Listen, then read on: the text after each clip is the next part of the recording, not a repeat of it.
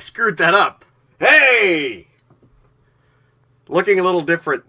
Looking a little different this week than last week, huh? Yes. You know, as much as the youthful love of long hair was a big part of my life, as an adult, long hair kind of sucks. And so do beards. So it's easier just to lose it all. The second reason that I decided to do this last week actually happened on Saturday. Those who were watching last week remember that I dedicated Friday's show to my friend Jamie, who was in the hospital. And Jamie did not make it. Jamie passed away on Saturday of cancer. Fuck you, cancer. So I decided Jamie was a bald guy. And I decided I wanted to do something. I wanted to lose the hair, but I also wanted to do something just so I was pissed off about losing Jamie. And so I took it all off. Rest in peace, Jamie Morrison. You were a good man. And you loved rock and roll. You probably would have been watching this King's X show tonight if... Yeah, so anyway, rest in peace, Jamie Morrison. You were a good guy. And I'll always be grateful you helped out Jen when she needed a lift to an appointment one day, and I always appreciate anybody who takes care of Jen. So, thank you, Jamie. Rest in peace, my friend.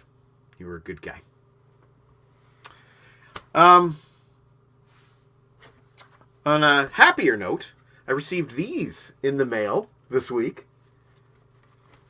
These are my Rob Daniels Visions in Sound masks, and Rob knows of which he speaks, and Rob certainly knows of which he speaks. And he also has really nice looking masks. And Rob, you'll appreciate this. I was wearing this one today, and you can see by the way that the cloth folds, it kind of looks like a mouth. It kind of looks like shark teeth. And somebody asked me today, as I was walking in, are you wearing shark teeth?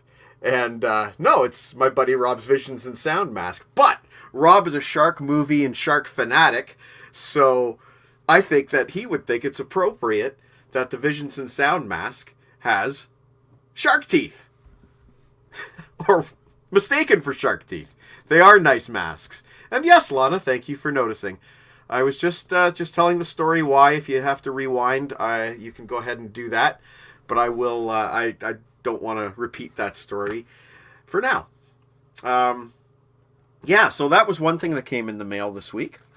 And I also received in the mail the first 3 CDs by Jim Crean, who is a really good singer out of Buffalo, New York. 1991 was that first one.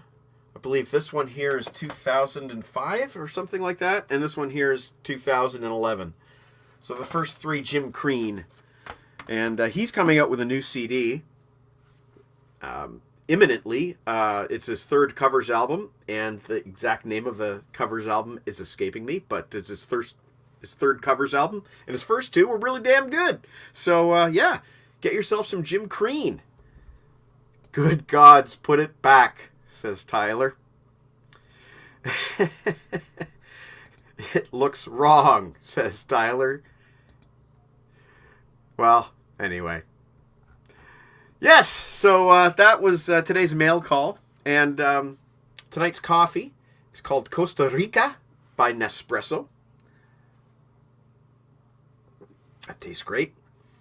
And it occurred to me, the people that make the coffee mugs, I guess, should this be considered a right-handed coffee mug? Because, you know, I'd like to show off the Kylo Ren side, but it doesn't work with my right-handedness. So, like, are you supposed to, like, be looking at Kylo Ren as you drink your coffee? If you're a righty? I don't know. The people who design the coffee mugs, I want to know. Drop a comment. Let me know how you decide which side of the mug I am to be enjoying and which side of the mug my company is to be enjoying. Yeah, man, we got to do what we got to do. And tonight's special guest is Martin Popoff. And we are going to be talking about this band right here, King's X. And this CD, this particular CD here, is their double live album, Live All Over the Place, which is really, really expensive on Amazon. But unfortunately, this disc was a gift from Deke, but I cannot get the last song to play, Over My Head, acoustic. I cannot get it to play. So, damn it. And it's really expensive on Amazon right now. So I might have to shop around a bit. So Martin will be here at 7 o'clock. And Deke and Meat will be joining me shortly. And when Martin shows up, we have sort of a surprise for him. We'll see. We'll see. Let's just say that Mr. T-Bone Erickson has been busy. T-Bone Erickson has been busy. You've already seen over the last few weeks, he's been debuting new Current River videos virtually on a weekly basis. Last week was Rockin' a Rubber. Brilliant tune, by the way. Well done, T-Bone Erickson. Tonight we'll be showing you some other stuff that T-Bone's been working on. I'm just waiting for Deke and Meat to show up, but what I'm going to do for you in the meantime is I'm going to run the new La Brain Train intro by T-Bone Erickson.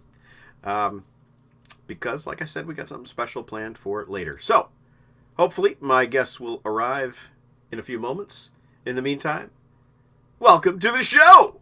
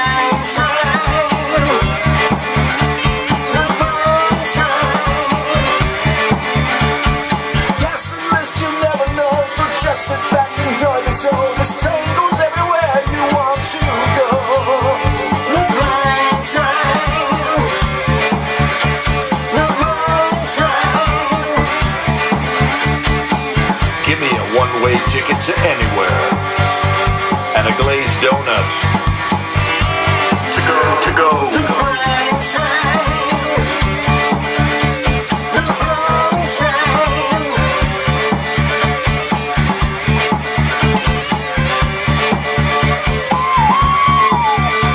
All aboard!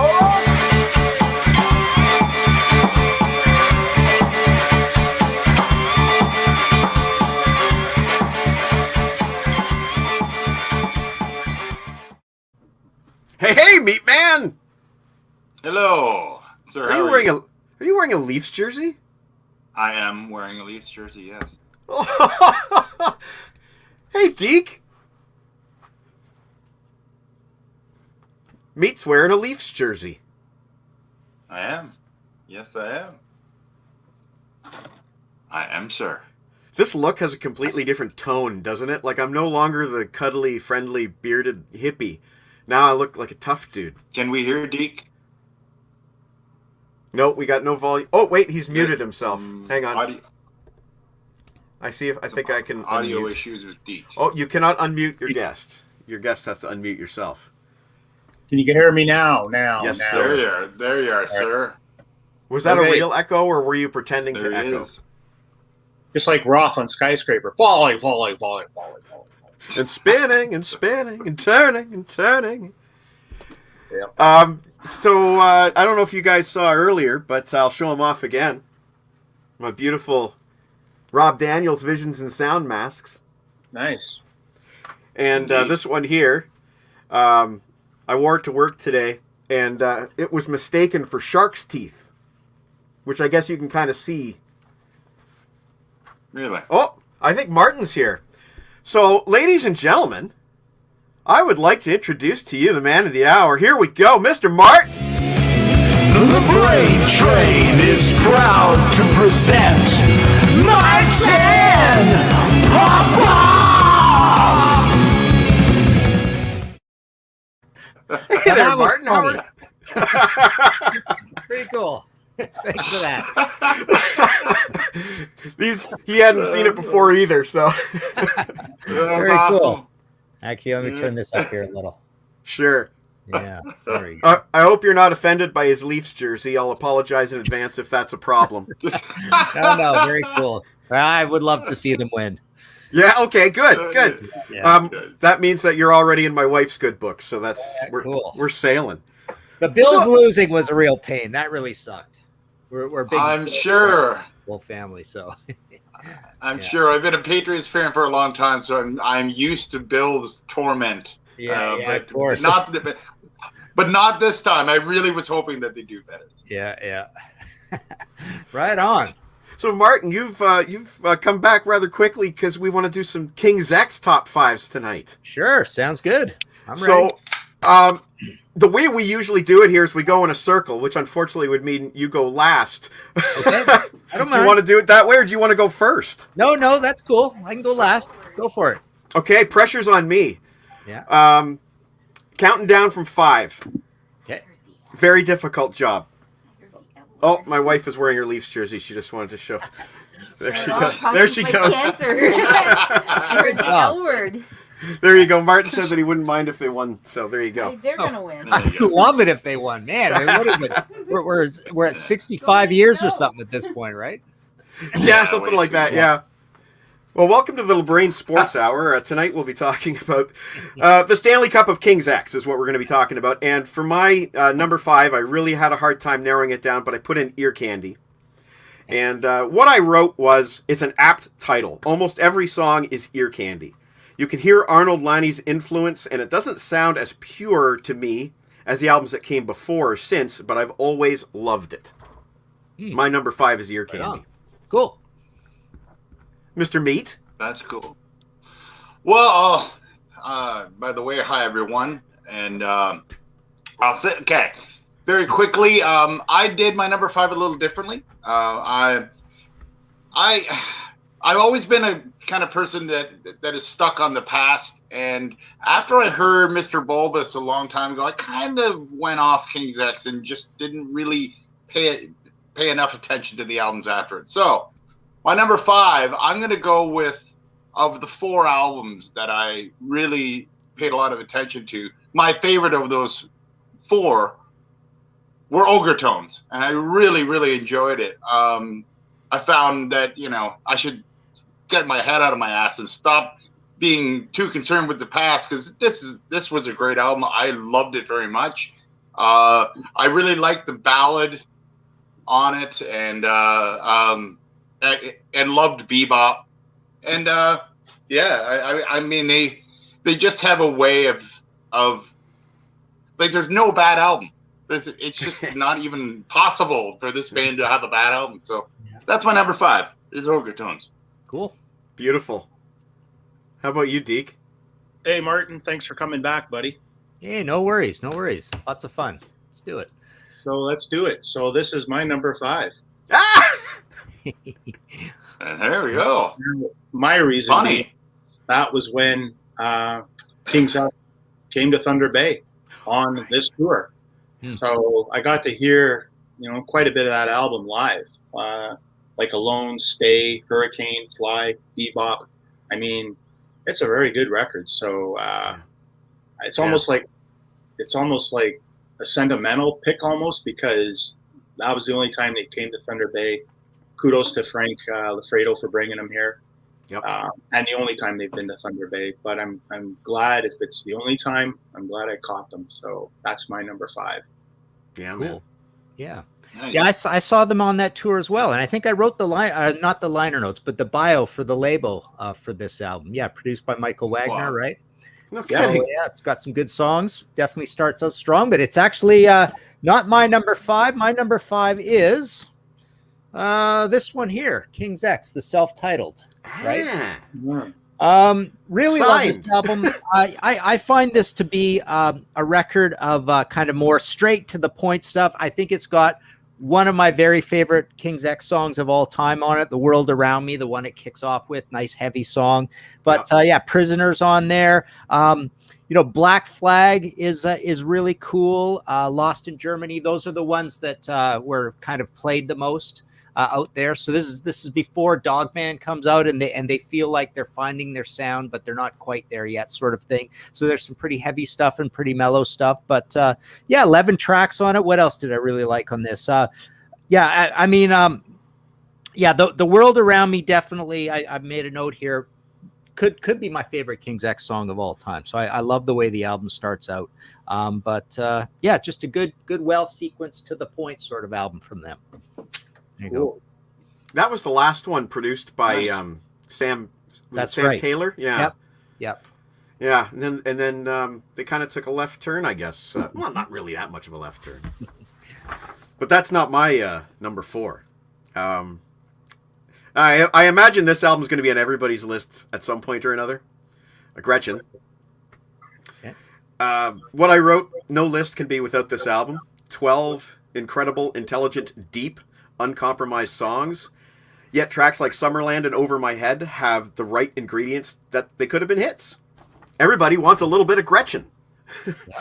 And this is what I kind of became aware of King's X, and I saw that Over My Head video on Much Music for the first time, and there's this cool looking guy with the mohawk and sort of that Jimi Hendrix / Yngwie J. Malmsteen jacket. And I just thought, man, these guys are cool. And I don't know why that was, unique to guys like us and not to the world at large. But some of us tweaked to that right away, didn't we? Yeah. Very cool. Yeah. Mhm. Excellent. Yeah, that's neat. How about you, man? My number 4. My number 4 would be the one that I saw the tour of at the show that Martin was at as well. That it is Tapehead. I love the album. It is at times a very heavy album, and at times it's completely opposite. Like a song like A Little Bit of Soul. It shows everything they have in their arsenal is just on show. Like, it's funny because I was trying to think of it the other day. Is there a better trio of singers than King's X, except for maybe like the Bee Gees? They're just so capable vocally that it makes songs great. And I also really, really love the Walter Bella Farks fun thing there. It's very Ornette Coleman jazz craziness. I just really enjoy that. And it's a great album. So, yeah, that's my number 4. Stay Bed. Cool. I love that outro when Ty says something like, next we're going to do a weird jazz fusion thing. And Yeah. Doug says something along the lines of, somebody's going to get you for this, Ty. It's a great album. I don't think of those guys as a humorous kind of band as much, but there's your proof. And same with Rush. A lot of people on the surface didn't know that they had a great sense of humor. But if you've seen them live, you know. Yeah. Oh yeah, totally. That's true. Yeah. Very true. Totally. So Mr. guys, D? my number 4 is Ear Candy. Yeah.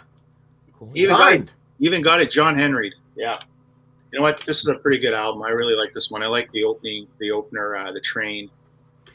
It's just a good rock album. The Box is another great track. I like how they could shift gears. Like, you never knew what they were going to, you could look at the song titles and think, I wonder if that's going to be, they just went all over the sonic highway to me. So that's a pretty good Ear Candy. I told them that myself at the time. I said, you know what, this is probably my favorite album of yours. Can you please sign it? And Canadian guy, Arnold Lanny, produced it. Yeah. So did a great job. And I actually asked them about that. And they were very high on Arnold and thought he did a great job on it. So, that's always good to hear way down 10 years down the road that, oh, what do we do it with that guy for? But no, they had a lot of high praise for him. So that was cool. So maybe they're saying that because they're in Canada too and they wanted to get out of it. So that's my number 4. Martin? Cool. All right. My number 4 also is Ear Candy. Sign. And this used to be my number 1 for actually a lot of years. I find there's a lot of really memorable Thai stuff on here. But I've shifted over to being more of a Doug guy in later years and really like digging in and loving his vocals and stuff. But there's so many great songs on here. I kind of made a few notes. I love The Train as well. Good heavy one to start with. But this has some of their best mellow songs on it. Like I love A Box. I love Fathers and Picture. There's a cool poppy one near the end. Life Goes By. Run is cool.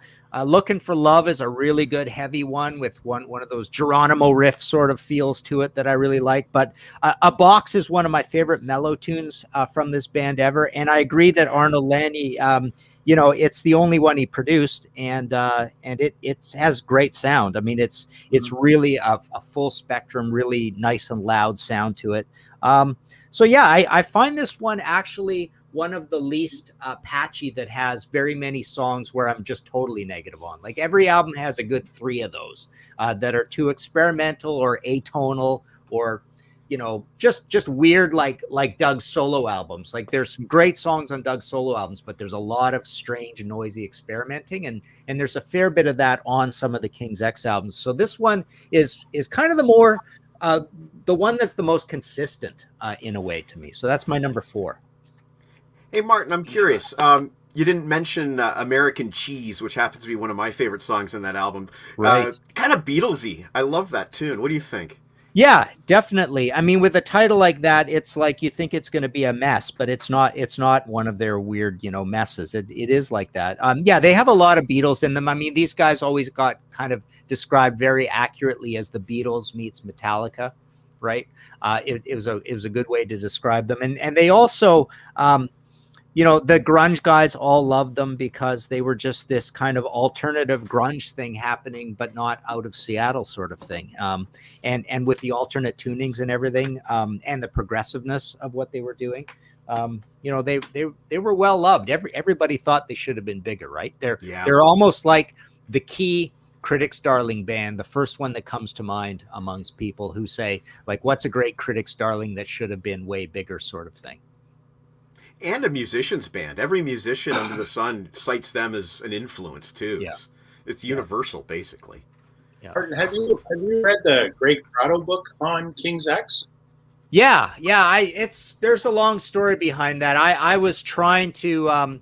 I basically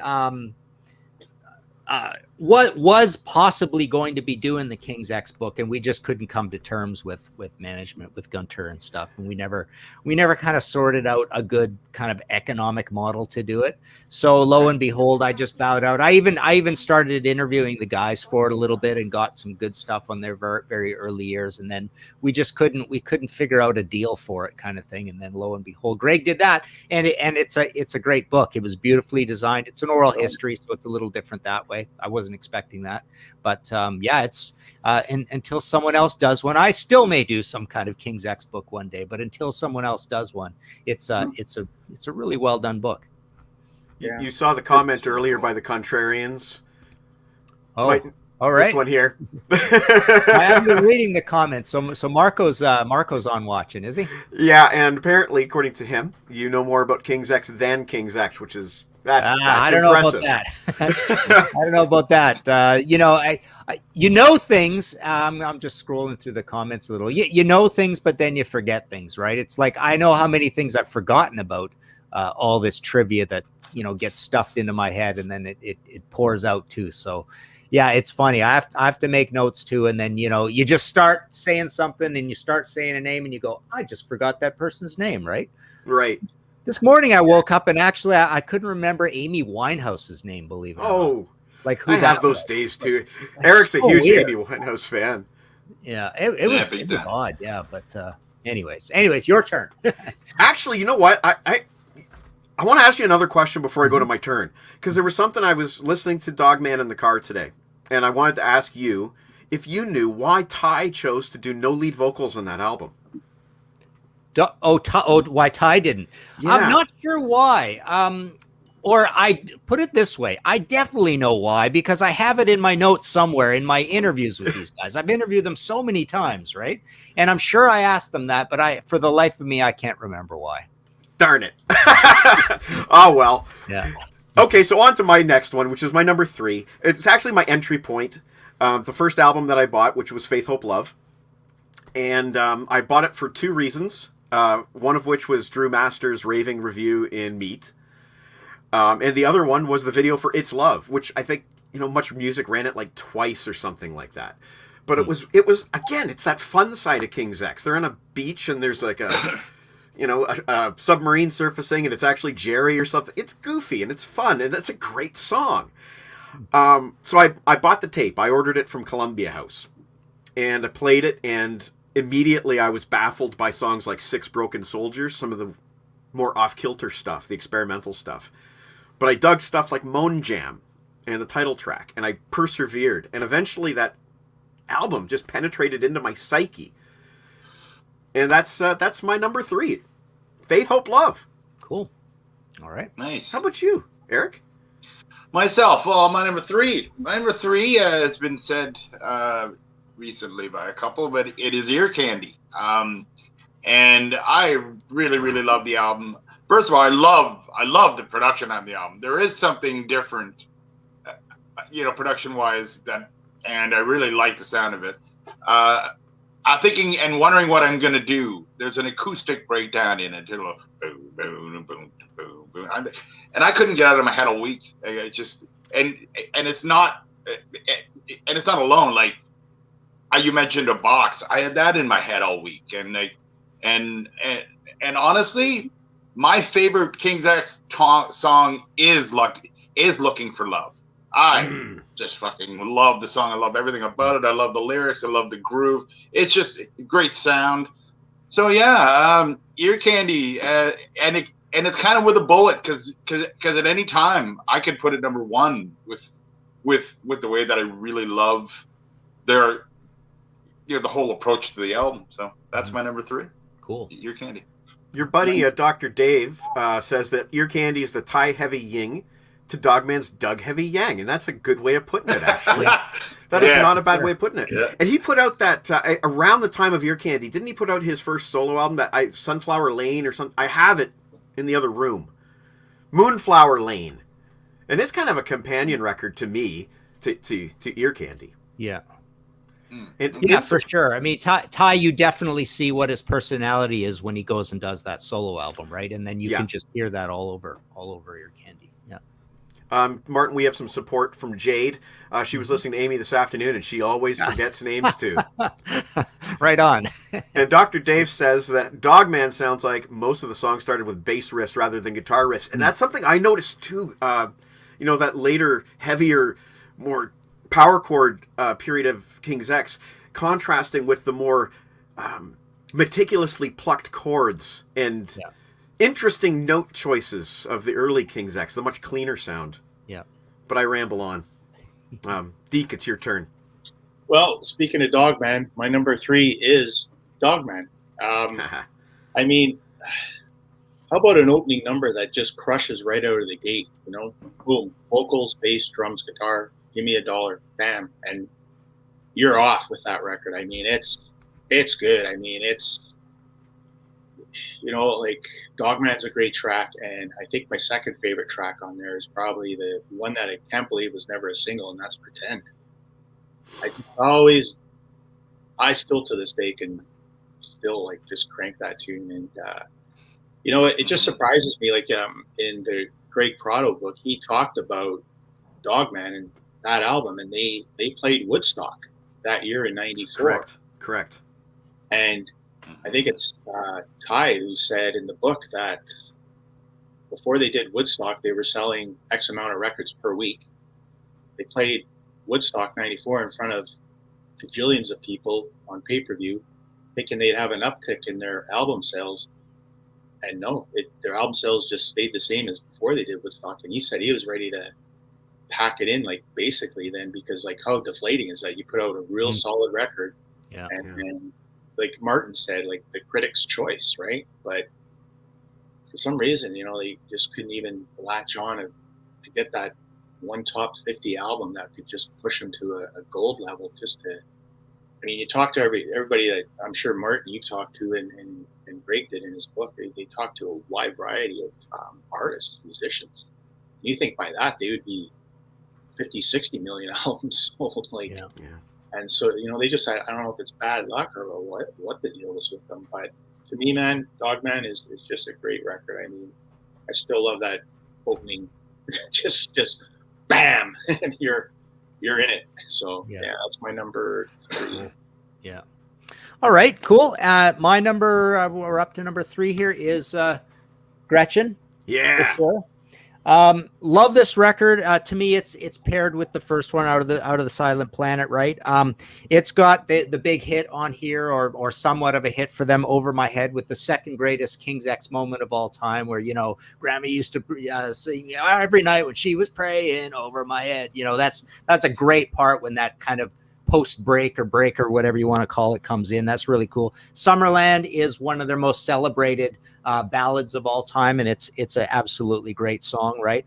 But later on, Send a Message, really cool with that, you know, really cool sort of sound to it. Don't Believe It's really cool. Fall on Me is one of my favorite songs of all time. So it ends as strong as it starts. I mean, it's a really just well put together album, really disciplined album. To me, there's a little bit of Van Halen 1 versus later Van Halen, when they stretch out and find their sound and loosen up and do a lot of weird things. To me, Van Halen 1 and the first 2 King's X albums are sort of together. They're the behaved, you know, we've worked our whole life for this. Let's be really serious about what we're doing here. Let's build these songs. Let's be maybe a little conservative in the way we're putting things together. Nothing too crazy out there, but let's just give everybody a bunch of songs that are showing us this new strange sound with the odd tunings and the harmonies and you know, the black guy singing and the white guy singing, and we're a trio and we're progressive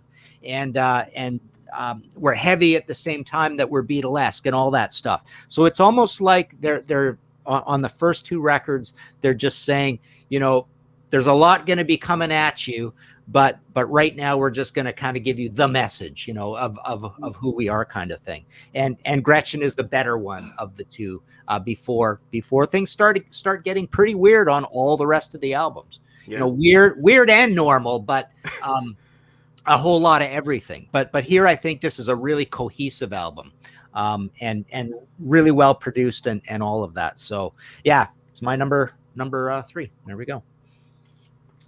I can't follow that with that was pretty darn conclusive there. That was awesome.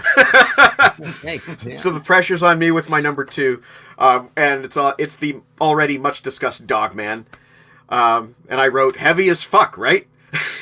The only reason this is not my number 1 is because I like bands with 2 lead singers, and it's one of the things that drew me to King's X in the first place. And I didn't know what I was getting when I bought the album, because most of us, the first thing we heard was Dogman. First thing I saw in Much Music was Dogman. And Ty has a lead vocal during the break there in Dogman. So I thought, cool, they're splitting lead vocals in this song. The album's going to be great. And I'm listening to it, and the album is great on first listen. It was great. But I'm noticing, where's Ty? Where's Ty? And then we get to the end, and I'm like, there's not going to be any Ty on this album. And it really took me for a loop. And I kind of went back and I read my original review, which I rated a 4.9999 out of 5. And I guess the 0.0001 is the lack of the Ty lead vocals. It's the only bad thing I can say about a fucking perfect album, really. So that's my number 2. This is Dogman. All right. Interesting. Eric? Follow that. My number 2. Well, my number 2 is also Dogman.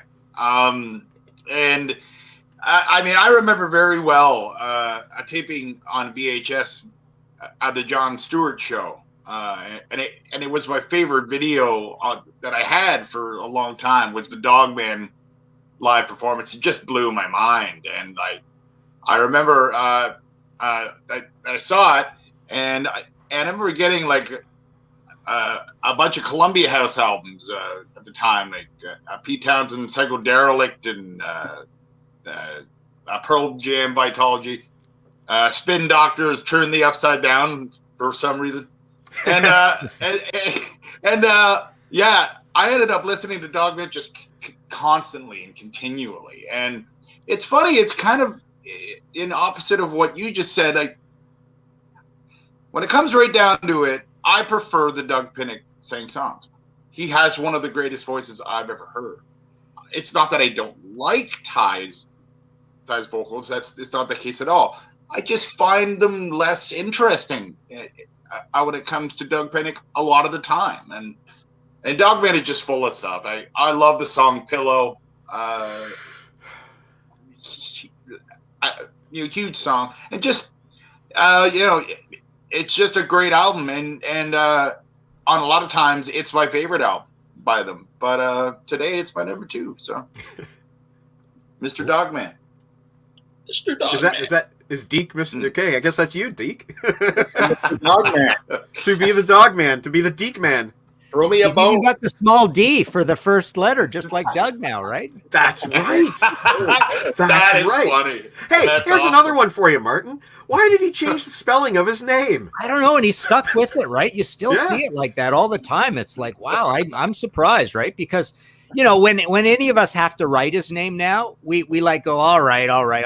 We'll go Exactly. halfway. So what we do is I write capital D U Yep. G, right? It's exactly what I do. Someone's going to think you screwed it up if you do it the other way, right? Right. But I meet him halfway and we leave out the O kind of thing. So it's capital D U G. And sometimes he does like the single name thing, like Madonna. He's sometimes just Doug. Oh yeah. To mess with people. That's about it. Yeah.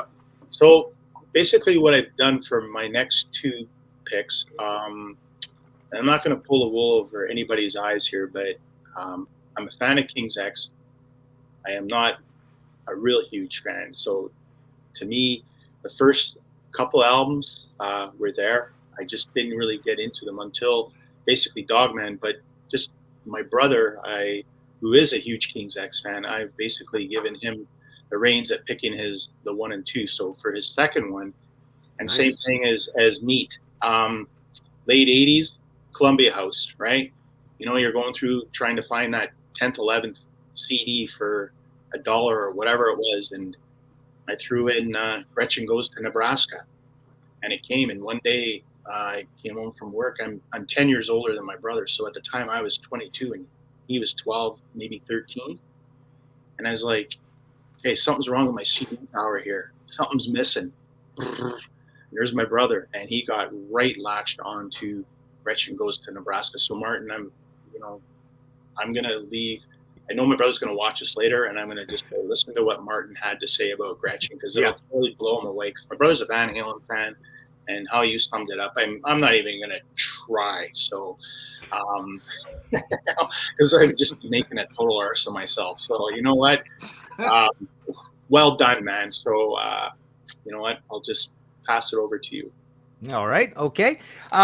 Now this goes against our show, The Contrarians, because we did a King's X episode, and I rated this my favorite King's X album. But times have changed. I literally have actually walked around and driven around and actually listened to a lot of King's X in the last few months and years. I guess that episode we did was probably a couple years ago now. But anyways, I rated this my top King's X album of all time. And now I'm rating it number 2 because I think it falls down a little bit at the end, but I just love the start of it. I do love that this is more power chordy, and there's kind of like a big separation of instruments. It's very atmospheric, but it's also just very carnal and aggressive and power chordy. It's not very fussy. It's just like big stomping chords and really strong melodies. It's the Metal Blade years, right? Groove Machine is amazing. Fade Over and Over is this great power ballad. It's a ballad. Hang on, is it a waltz? 1, 2, 3, 1, 2. Yeah, it's a waltz, right? Yes. Or waltz beat, 3/4, right?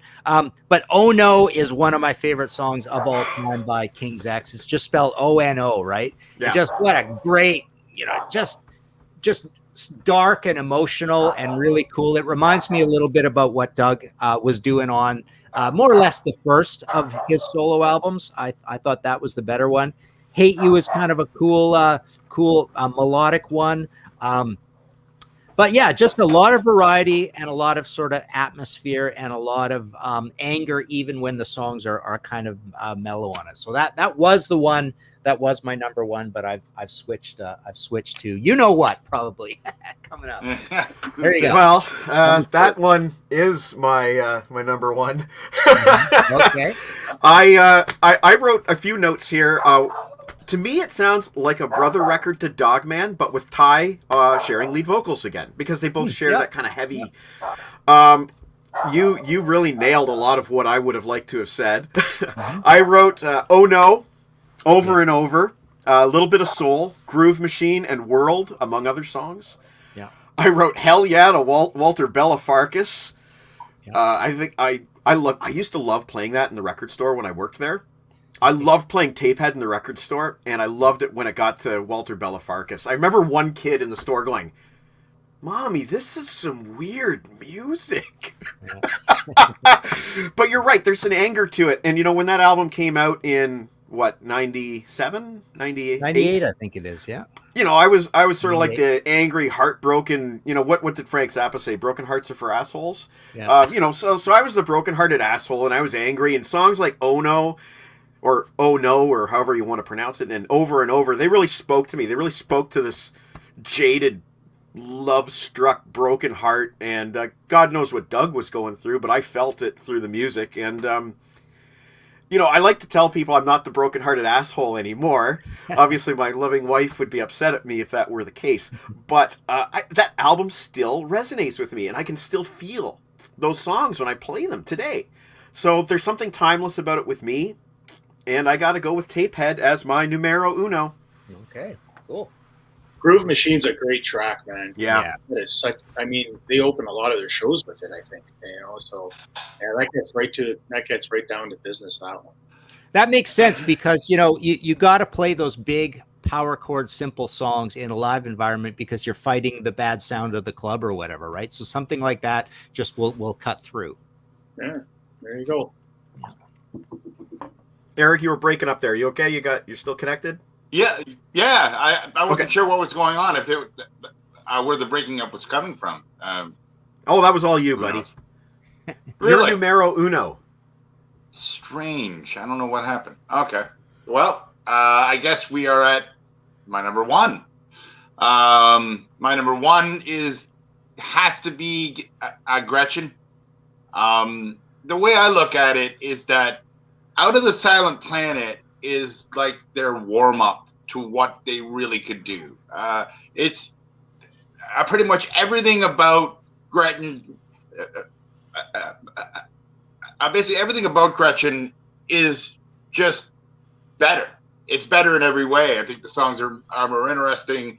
I think the hooks are more interesting. There's so many great songs. Like a song like "I'll Never Be the Same." It's classic King's X. And it didn't start out as my number one, years ago, because it was always Dogman. But the more realizing of how much I like this in comparison to Out of the Silent Planet, I just see it being as their kind of coup de grace example of everything that they can do as an incredible band and so diverse. There it is. That's my number one. Beautiful. All right. Beautiful. So my brother's number one all-time favorite King's X album is Faith, Hope, and Love, which was the second CD that was missing from my CD tower back in the late 80s. I think I got two from that Columbia House, and I never seen them again. But, I've heard some of I didn't really do a deep dive into that record. Obviously, what was the one song on the live album? Moan Jam? Moan Jam's That's on a great here. song. That's some pretty killer playing on that one. yeah, my brother just loves those first 2 records. So I told him, well, I'll kind of go with the 3 I know, and I'll let you pick the 1 and 2. So that's my brother's all-time favorite King's X records. So thanks for playing. I wasn't nervous about doing this until that Contrarians comment came on saying that Martin knows more about King's X than King's X themselves. Just about shit. Not true. Not true. Not Thanks true. a lot, Contrarians. You deep sixed my deek. Yeah. But thanks for playing along, and Martin, I appreciate that. So off to you, buddy, for your number 1. Okay, so my number 1 now, I can't deny it. I tried to deny it. I tried to be contrarian. This is not a contrarian choice. A lot of people love this album, and I do too. And again, the way it just kicks in, the big Brendan O'Brien production. This is their most powerfully produced song. I was actually going through on my stereo that I have on my desk, and it's also the one that is just naturally calibrated louder too. It just came through louder than all the other ones. But yeah, I mean, it's got so many great songs on it. I mean, Complain is such a great tune as well. And I like I say, I've been gravitating, just kind of involuntarily over to Doug vocals versus Ty vocals for a while. So I love the fact that it's Doug singing everything. And again, it just, you think of this band as a critics band, or a band that critics and musicians could love. But the other thing that's just so kind of heartbreaking about their whole situation is that you can just hear hit singles that you think, why isn't that not a massive radio smash over and over and over again, right? Yep. There's just so many songs of the poppy style, of the ballad style, of the heavy style, that you think, well, this album should have like 5 hits on it, and the next album should have 5 hits on it. They just wrote hit songs effortlessly. Yet, I don't know. There's so many different ways that the business works, and you've got to have all these different ducks in a row. And I suppose they didn't have certain ducks in a row. Maybe it's management, maybe it's label. Who knows? Maybe it's just a little too heavy. Maybe it did go over people's heads. But it's the first band that comes to mind for me always. It's almost like the cliche band that comes to mind when people say, name your bands that should have been bigger than they were. Because I can think of a lot of bands I love, and the objective, sober part of me says, I can understand why they weren't very big. They are a critics band. They're a band for us nerds, right? Like King's X, I listen to them and go, everybody in the world could love this band. They're completely accessible. They're not strange in any way. So Dogman is just that perfect album, the Try Harder album. It's the one where, there were the biggest hopes possible going into it. This is late period grunge, when Soundgarden is really big at this point. Pearl Jam is big, but they're starting to get a little weird. There's no reason, this is a perfectly timed album too, right?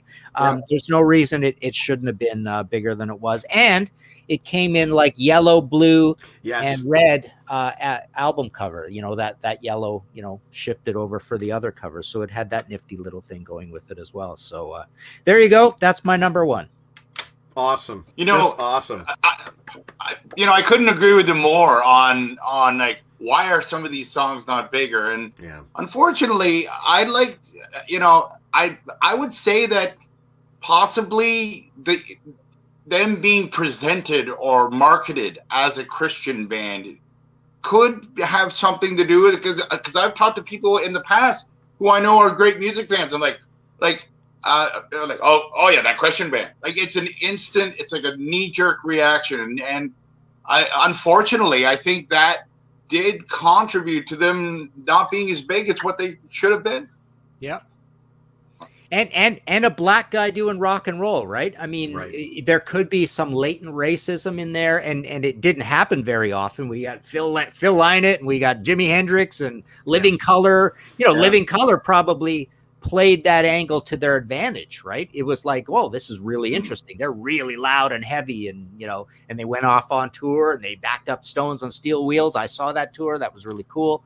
But maybe there's just too many disparate, odd elements coming at you all at once with this band. But yeah, you listen to just the beautiful vocal harmonies they put together, and just how much work went into everything, and how every album is just an exercise in high fidelity. Like there's no problems with production. But they did get a little odd at times, right? I mean, they do have a lot of deep tracks that get a little out there, and that certainly is the case with Doug's solo albums, right? With the Pound Hound stuff and the ones just by Doug Pinnick. But yeah, it's Pound Hound actually. The first Pound Hound album, I think, is probably my favorite of Doug's things, besides the Gales Pinnick, whatever it's called. That thing is really cool that he did there. But of the I think there's a couple of Dougs and a couple of Pound Hounds. The first Pound Hound really feels to me almost like the sister album to Tapehead. Yes, it feels like an extension. Like yeah. And they both have Jerry Gaskell plays drums on both those records. I don't know if he played on later Pound Hound or not. Yeah, I'm not sure, but yeah. So I even hear songs off of the first Pound Hound sometimes, and I forget that they're not from Tapehead. They just sound so much like Tapehead songs. 100%, 100%. How are you doing for time, Martin? We got some comments if you wanted to stick around and read some comments. That's cool. We can answer some comments, sure. Okay, David Haslam, apparently, Ty said that Pleiades was when King's X first found their sound, which would been, that's on the first album, I believe, isn't it? Cool. No, I think it's on Gretchen. It's on Gretchen, okay. It's on Gretchen. Yeah. It's on Gretchen. Yeah. Lana says that listening to Martin talk is just mind-blowing. He gives great descriptions of the albums, and I respect his insights. Well, thank you. Thank you very much. But yeah, I don't know. I know this band, but I'm if you've noticed, I'm speaking a lot in generalities because I was panicking going through these records again and trying to keep all the songs straight, because they all have a lot of songs on them, right? Yes. Especially the later. Yeah. And the other thing about this band that makes it hard to really feel confident that you know what you're talking about is, they do have the ones where you can read the title and it's part of the chorus, but they have a lot of songs also where they name the song and it doesn't really trigger you to what the song sounded like, right? The title's obscure, right? So funny. David Haslam describes Mission as creamy. Yeah, Mission's a great one. Yeah. Yeah, that one I can remember. Oh, you already read that one. Yeah, that's about. Oh wait, no. Ask Martin about Galactic Cowboys, King's XE, but take out the funk, soul, and gospel and replace it with thrash. Yeah, exactly. There's those guys in Atomic Opera, that comprise the little King's X family, right? Right. And Galactic has some albums that are almost as good as some of these King's X albums. Love Galactic Cowboys. They were really cool. And so yeah, that's a perfect way to describe them. I think definitely they have a little more of that thrashiness to them, a little more aggression. Martin, if this helps at all, you can ask for some royalties because Kevin is putting some King's X into his Amazon cart right now. Very cool. There we go. Yeah. And Jade says that she's a little embarrassed that she doesn't know this band or any of these albums. Which album would you say she should listen to first? Wow, I would say Dogman because we all love it so much, but I would also say maybe a more of an insidious gateway drug to King's X would be Gretchen. Something just a little more conservative, right? And pleasing on the ear, like well produced. Like I said, when I compared it to Van Halen 1, I always consider Van Halen 1 the most professional album they ever made. That's my point. Like it doesn't have the Brown sound. It's just gorgeously, perfectly, corporately produced. And then after that, they got weird. They discovered their Who-ness and their Brown sound. And I think that's a little bit King's X. So I think those first two albums, that's why I compare them to the first Van Halen. Interesting. Yeah. I don't think David Haslam is going to be happy unless he lets me read his list. Dr. Dave is a huge King's X fan. Yes, he is. Meat can tell you that. But number 5 is Self-Titled. Number 4 is Silent Planet. Number 3, Ear Candy. Number 2, Dogman. And number 1 is Gretchen. He says number 1 is a no-brainer. Dogman and Ear Candy are pretty much equal. While Self-Titled and Faith, Hope, Love are also roughly equal, So he could swap Faith, Hope, Love for self-titled at any point. So there you go, Dave. Yeah. I didn't forget your list. There you go. Martin got to hear your list. Excellent. Yeah. Nice. Yeah, I was a little disappointed. I didn't like the last couple of albums as much, and Bulbous. One that I was quite pleased with, that I almost snuck into my list, was Blacklight Sunday, right? Because that's one that they took a bunch of the old songs they were. I remember I did one interview with them once where they said they have something like 400 songs that they haven't recorded, some crazy number. It's really high, right? But Blacklight Sunday is that album. It's the one where they took a bunch of their older songs and said, let's record these old songs and we'll make this sort of thematic conceptual album. And I think it just has some really immediate, acceptable, just no bones, just bare bones hard rock sort of songs on there, with a little bit of like a happy glamminess to them, and a little bit of like naivety or whatever of youth. But I think Blacklight Sunday is a pretty utilitarian King's X album. Do you think there's ever a chance we're going to actually hear the sneak preview album that they released before under the name Sneak Preview? I don't know. I mean, I hear they're thinking of another album soon of some sort, but they're all getting on in years, and those guys, I tell you, I agree. Earlier comments about how they must be despondent and bitter that because if the industry is supposed to, if it does work the way it's supposed to, or the way we like it to work to, you would like to see a band like this get rewarded just for making great art. It's like the the byways and the paths to fame should have been much smoother, simply because they were making such great art, and yet it didn't happen. So I can see why those guys are bitter and really don't really care that much about making records. They're such a big cult band, and apparently they have always had pretty large crowds when they would go out on tour. So that's kind of where they were making their bread and butter. But where touring is right now too. But hopefully we'll see more. But Doug, Doug is something like I don't know, 73 years old or something in that range. He's a lot older than people think. Yeah. Oh yeah. Oh wow. He's an old dude. Yeah. I thought you were kidding at first. No. He's and I think I'm pretty sure he would be older than the other two guys. But yeah, he's I've known that for a lot of years, that he's a lot older than a lot of people think. He's definitely well over. He's over 70. I think he's been 70 was a few years ago. So yeah, 72, 73, 74, something like that. The eternally young-looking Doug Pinnick. Yeah. Martin, and sorry, Martin, with what you said earlier about King's X being somewhat bitter about how their course of history has gone, I think you said it pretty good right now. I think they'd probably be a better draw at shows, if there were shows, than a lot of bands that came out in the late 80s, early 90s that outsold them by about 4 million albums. You know what I mean? Like, I think that probably should say something about their longevity, about their career, that they can probably still go out and hit places and, like you said, draw people. I mean, there's that Live in London. Yeah. They seem pretty big there, so maybe time is what gone. happens also though, sometimes in some ways the business does work properly, and I compare King's X to someone like a Devin Townsend, right? Where if you make art, really good art continually, and you put out a lot of product. King's X really hasn't put out a lot of product, but Devin certainly does. Yeah. So you make great art, or a Steven Wilson, and you just make it and make it and make it and go out and hammer people with it and keep them interested and show that you're a great artist. Over time, the people will show up to see your shows. It's the same with Motorhead, and it's the same with Clutch, right?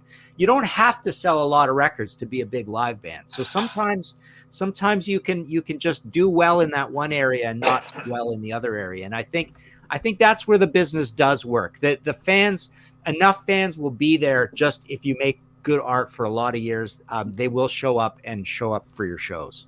Yeah, for sure. I think we touched on this. Do you see King's X putting out any new albums, or perhaps doing an RSD release or box set? I think you touched on that a little bit, that you think that they might have something new. But Jerry's health has always been a concern, and I guess that's also held them back from touring before COVID. Poor Jerry. And there was one other comment here that was, somebody mentioned that King's X are the kings of the drop D tuning. Well, apparently T-Bone, who made the little Martin intro earlier, he did it in drop D. Wow, very cool. Excellent. That's cool. Excellent. That's cool. God bless you, man. Yeah. Right on. Awesome. Thanks for doing this once again on a Friday night. A few No people worries. commented to me, "What? He's coming back already?" So, thanks Cool. for not being too scared of us after the first time when I kind of kicked you off prematurely. Yeah, no worries. That was fun. That was really cool. And I don't want to infringe Yeah, on your thanks a time at all, lot. but I'm having so much fun talking about King's X with you. Do you have time for another question? Oh, Sure. I actually have a question for Mark. I'll let him. As well. I'll let him All right. go. I have a question for Mark. Okay, on a thought of another trio, there has been some rumors recently that Geddy Lee and Alex Lifeson are supposedly trying to do music again. Now, myself and Tom Morwood, who is a friend of the channel, we were talking about it last night, and we're like, it's probably going to end up being a bunch of guest drummers. But how good would it be if Stuart Copeland joined the two of them? I think it would be great, considering that Stuart Copeland and Perb were good friends, and I just think that the interest level of those three playing music together would be great. I'm just curious of your thoughts. Well, I mean, I watched that whole long interview that my buddy Andre did with Alex, and he was. I think people are reading that wrong, because if anybody watches that interview, Alex says he's not really that interested in doing anything. So it's more really? like Geddy, I think, would go out. And there was a National Post article a while ago where Geddy talked about, dusting off the songs from his solo album and possibly going out. So I can see Geddy going out as a solo situation.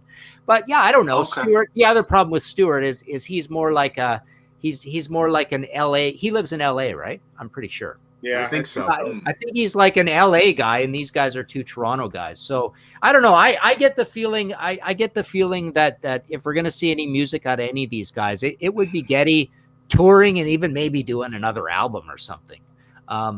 Because the guy who has the golden purse strings is in a band is always the singer, right? I mean, that's the guy that's the identity of the band. Alex is cut loose on his own. I mean, I would love to see Alex join a bunch of guys and have an amazing band and just be part of a band, right?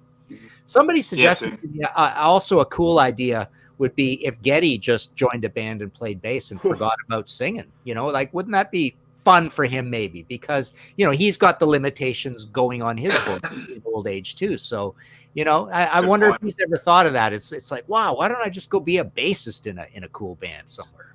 What, Martin? If you remember, a few years ago, they did that Trailer Park Boys movie, and Geddy played bass on, I believe, I Fought the Law. Have I got this right, guys? And I think he was just in the video, just the bass player, and it was wicked. Do I have that right, guys? God, I don't know. I've never. I hope I got that right. I'm gonna go. I think you're right. Watch that.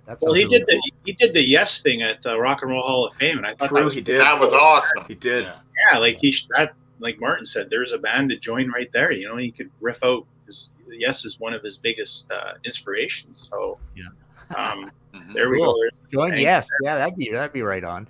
But Martin, if I could just say, recently started watching your single episodes of The Contrarians.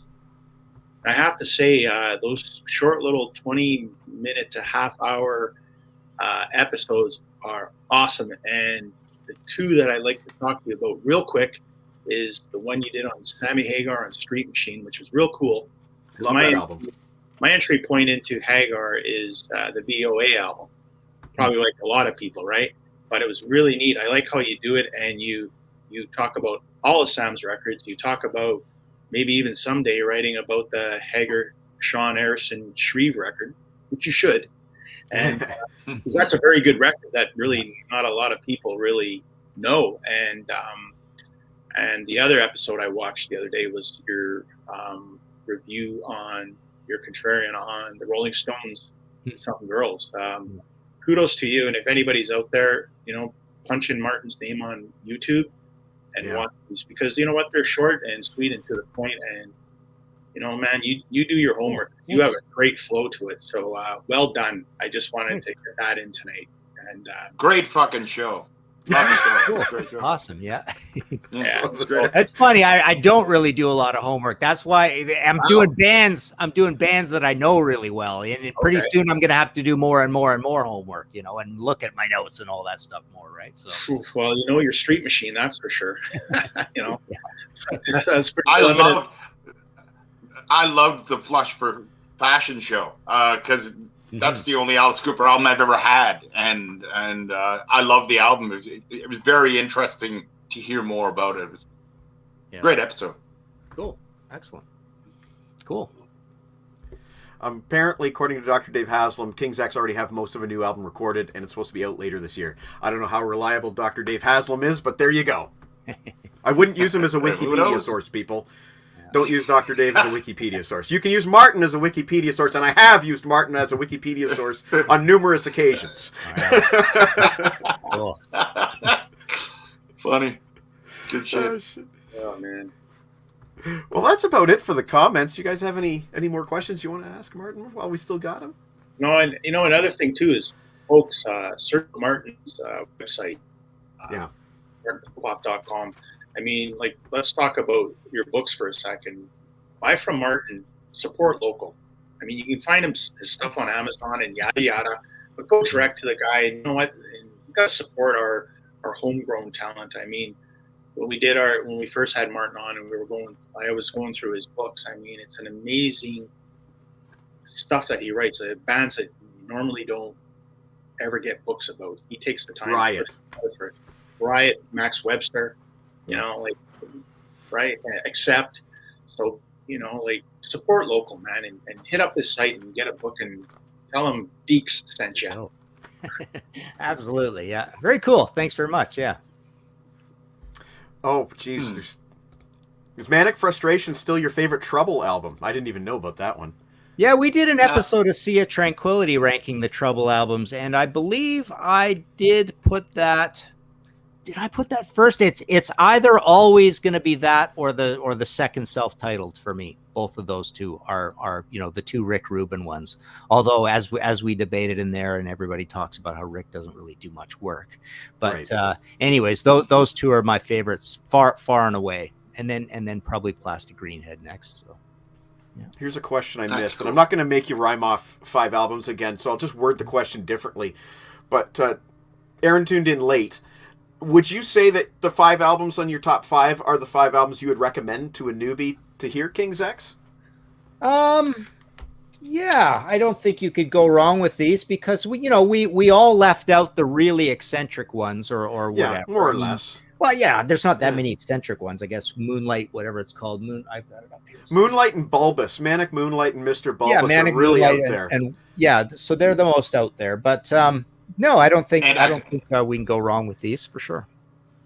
Actually, you know what? I'm kind of curious what you think about the Bulbous album because I have a soft spot in my heart for the weird experimental side. Yeah, and there's some good songs on it that aren't experimental that are some of the best ones on it. But Charlie Sheen. When I played it recently, like a couple months ago, I found it less experimental than I remembered it in the beginning. I was pretty horrified by it when I first heard it, but later on, I realized it's not that strange. So. Yeah, I'd agree with that as well. I felt the same way. I felt horrified when I heard Fishbowl Man and is this even music? Yeah. Well, that was just them stretching out and when's Martin coming back? Great knowledge. Listen, guy, he's here right now. We'll do what we normally do, right? Mike, the whole idea is and this is what I do with Pete, and this is what I do when we do Contrarians. We'll just bat some ideas back and forth, and as soon as there's something we all feel, hey, that'd be really fun, really cool. Haven't done that, haven't talked about them recently or whatever, and we'll just knock down a new idea at some point. There you go. So there you go, Chris. That sounds like he's willing to come back again. So I'll give you a double thumbs up. And I'm just looking if there's any other comments here. I see people buying stuff on Amazon, 5 CD King's X box sets on Amazon. So I think we've done our job here tonight, gentlemen. We've sold some King's X tonight. Yeah. Cool. Yeah, that's all right. Very cool. Thanks so much, Martin. Okay, thank you guys. Very cool. Thanks. All for the love of rock and roll. Awesome to have you. All right, you. We'll talk to you later. I'll share this when it's up. Beauty. Thank you, Martin. Thank you Take care. much. Talk to you later. See ya. Ciao. Bye-bye. That was pretty cool. That was pretty cool. I think I got to ask him just about everything that was on my mind. I have another list here, but I didn't want to read it with Martin because it's a little on the long side. But this is from KK, the reader, at MikeLadano.com. And he wrote kind of an extensive email here, and I really like his list. So I did want to read his list, but I didn't want to necessarily read it during Martin's portion of the show. Let Martin be the star of his own portion, right? King's X is his favorite band, or one of them anyway, and he feels like he kind of contributed in their life since back in the day when they opened for AC/DC, Doug declined a ride in my car, which in hindsight was probably wise since I was so starstruck that I could have crashed the car with him and a few friends on board. That's already an amazing start to an email, isn't it? So I got my friends and a roadie, and another friend got Doug. A few years back, I told him the same story and got a hug for it. I still have my Faith, Hope, Love t-shirt somewhere. That shirt likely got worn the most out of all my band shirts. Anyway, here's my list. This was not an easy task, far from it. The first 5 are golden, but that's too obvious, so I went for this backwards thing, thinking it would be easier, but no. His number 5 is Ogre Tones, which both of you guys picked. But that's, Ogre Tones. Really liked this one after a couple kind of meh albums like Manic Moonlight and Blacklight Sunday, which, that's a matter of opinion, but fair enough. Please Come Home, Mr. Bulbous is his number 4. I respect this, since he played it tons. Then comes the hard part. How do you separate your favorites? They are all such classics, and which one to drop from the list? Faith, Hope, Love is number 3. Gretchen is number 2. And number 1 is Out of the Silent Planet because it has Goldilocks and because it is such an amazing album. I remember playing the vinyl just over and over and over. I remember thinking that Doug's hairstyle, that Mohican, was super cool. To be fair, Out of the Silent Planet and Gretchen should tie the number 1 spot. Excuse me. If they share the number 1 slot, then maybe King's X could sneak in at number 2.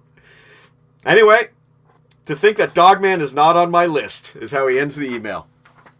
Wow. Yeah. That's an interesting list. Okay, listen, I got to take a 60-second break. Can you guys just fill in for me while I do my thing, checking on the gen? Sure. Yeah, I think it's time for Deke to take his clothes off. Right? But we don't want to get a lifetime Facebook fan, man. I thought maybe. If T-Bone was here, he'd be topless. Yeah, man. I gotta say, man, T-Bone's a lot of fun. It was fun to meet him. That was a fun time. I'm looking forward to when we do that kind of expose again. I really like the format, like the song by song format, because it's usually a thing that you guys do as reviewers when you do your blog, a song by song thing. But doing it in video, it's neat. It's different. I like it. Well, it's neat. It gets. You get different. If we all like the same album, that's it was a good conversation. That's for sure. Yeah, for sure. I just thought it was just a lot of fun to do that format. Yeah, it was a ton of fun. So we were just talking about the format we did with T-Bone last week, Mikey, with Done with Mirrors. Sorry, I just finished my gen check. What were you saying, Deke? So we were just talking about when we had T-Bone on, and we critiqued. We each reviewed track by track the Done with Mirrors album. That was a ton of fun. So, on that subject, we talked about doing Born Again, my choice. But Meat's really into the format, and so I think we've decided we're going to do 5150 next. Because I've been bugging him. Fascinating. Back when I started my site, 9 years ago, Meat goes, you know what, I should really write a review of 5150 for your site. And he said it in that exact I did voice. a lot of reviews. You did, but I never did 5150. You know which review of yours, guess which review of yours still gets hits continuously, all the time? I think the Metallica one probably does. Yeah, I know. There's a lot of info in there, and Metallica's a draw. Oh, shit. Apparently, Kevin wanted me to ask Martin about Done with Mirrors. Oh, well, you know what? We can ask him next time. Apparently, he's going to come back, so. Yeah, that's cool. Well, we'll ask him next time. He's willing to be game. Well, we did get his general opinion of it, too, as well. Well, that was, you know what, it was, I admit, man, the King's X one was a little out of my league. Like, I know their stuff, but nowhere near, like, when he went on about Gretchen. Thank you, sir. That was brilliant. That was brilliant. It was What awesome. a brilliant description awesome. of Gretchen. I really loved his list. Actually, both of you guys. Hey, Both of you guys love the list. If Kevin's out there, I think he's live streaming tonight at 9, and if he is, we should be plugging his to continue. Okay, Okay. Kevin, if you heard that comment, then I would like you to drop all the information about your live stream. I'll put it up on the screen. Meat does not have a website, but No website. and you wouldn't want to follow him even if he did, because his website would be vulgar. But I will say that I will say this. I did ask earlier for Deke to take his clothes off, so that would be part of my website. Well, I'm glad that I missed that. For the record, though, Lana, for all of your Uncle Meat needs, just click on my website. Just do a search for the search term Uncle Meat. He's been involved with literally dozens of my posts. He's reviewed a number of albums on his own. He's co-reviewed probably a dozen Kiss albums with me, if not more. So yeah, Lana, just do a search for Uncle Meat on my website, and you will have so much to read. I'm not kidding. And if you really want a funny one, I think that it was Crazy Nights by Kiss that I just cut and paste your comments and posted them. That is probably one of my favorite Uncle Meat moments on my site. Yeah, it's real. It's a real conversation that you and I were having. So Declines to comment. what? Chris What Sarr was wants that? to see. He's not even promoting his own show because it's a Bill's show. The Continue to Start guy. What show is he talking? What show is that? Like a Kevin show? What? Well, they do video games, right? No, Is that- oh, is that- the vinyl show. They Oh, review vinyl. Okay, so Quite good. There's like 5 of them, and they go on for about 5 hours an episode. oh wow. and Dave That's Haslam, all. Dave Haslam sent me a late best of 2020 list. So he's giving me shit that I haven't posted it yet. I'll get around to it. Apparently, it's kind of ranty. I haven't even read it, to be honest with you. But apparently, it's kind of ranty. Well, what the Should fuck be are you good. doing? Well, he sent it way Why after are you the due asking date. for lists? He said it so far after the due date. It's like I've already finished. I told him. I said, Dave, have you not been paying attention? I finished the lists last week, and now I'm doing loudness all this week. And he's like, okay, we'll just post it later. So I'll post it later. And see, I was drinking in this one, and I actually behaved. As, Good for as you. opposed to last week, yeah. He does have a point here. He does have a point here. I do fucking suck. But, okay, so Dave, I promise I will post your list really soon. It's just, because it came in late and I was on to other things, I forgot about it, to be honest with you. Due date? To be honest, I really like that we had a good chunk of time devoted to a band like King's X. Like Martin has said in the past, like it's a band that deserves a better fate. And I like that people are actually turning on to one of the best fucking bands going. And for a lot of reasons. And very diverse and extremely smart. It's a good band to be getting advertising just for them. Sorry, I'm just doing something. Pardon me. Deke, did you say you had something you wanted to unbox tonight? It's going to be the first. Have you ever done a debagging on here? No, we've done decannings. Decannings? Oh, wow, I thought you said teabagging. No! Debagging. The family-oriented site. Come on, man. So anyways. I know. I think it was a few weeks back. I was talking to Kevin, Mr. Buried on Mars. He posts. Him and Jon Snow are always posting what they bought the previous month at used record store. Sorry. Who were you talking to? Who were you talking to? Kevin. Kevin who? Kevin who? No. Oh! That Kevin. That Kevin! Hey there. How's it going? Kevin. Hey, that was a great show, guys. Kevin. Thanks. I really had a good time tonight. So yeah, thanks for letting me come on so I can plug it. I don't want to have to sit there and type everything out. But what it is we go through our record collection. like we all have, like, we got different record collections. Like Bill has, Bob Dylan and Grateful Dead and stuff, and I got my stuff. And then our friend Matt Bandy has like crazy stuff that he buys off of Bandcamp, like just the craziest metal stuff that you've never heard of. And we just kind of just talk about our record collections. So we just kind of go through it.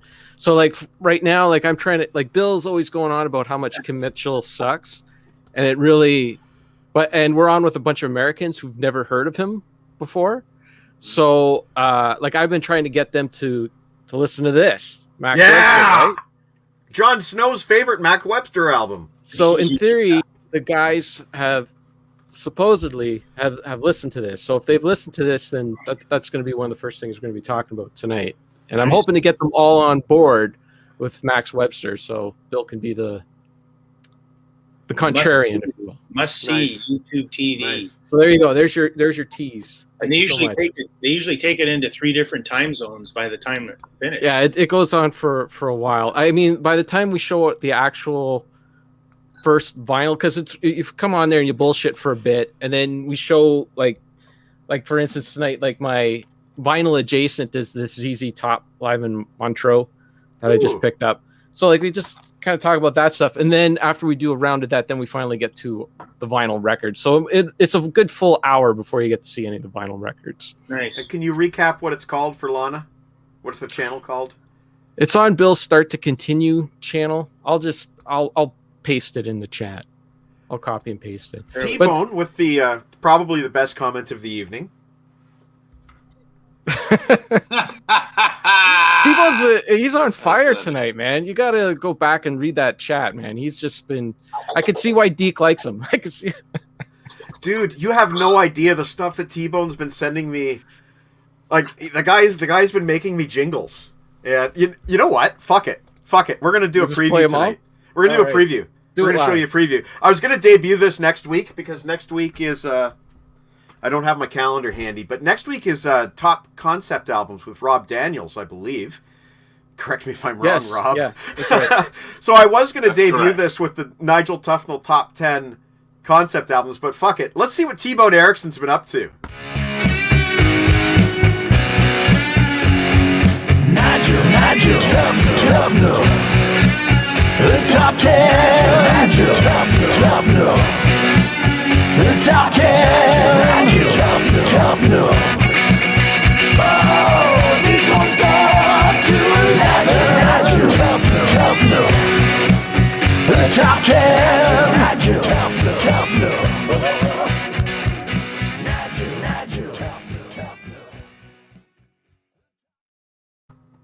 So there you go. There's the there we go. Rob is working his list literally right now.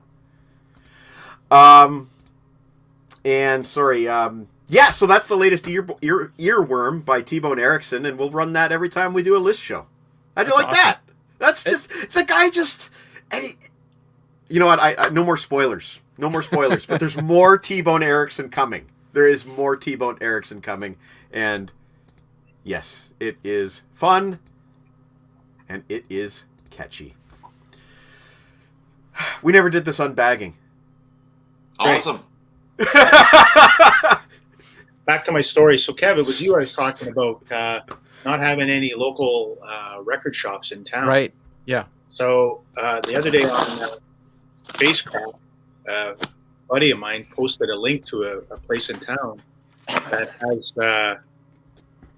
been selling some used vinyl, and they posted a video. So I checked them out and did the old curbside pickup. So for the first time in months,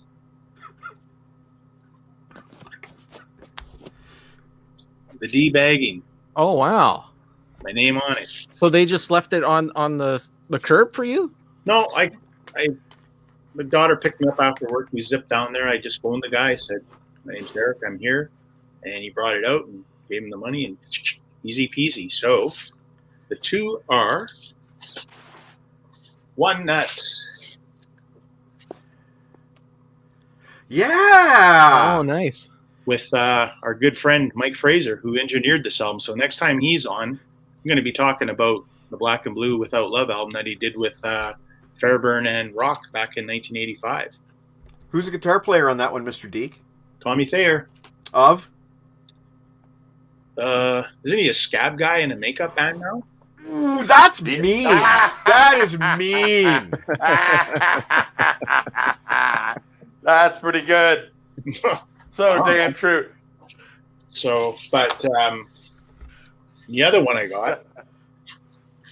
But anyways, we're gonna talk to Mike about that one. That's an album should have did way better, and it never did. And because their first album, self-titled, was produced by Dieter Dierks. Yeah.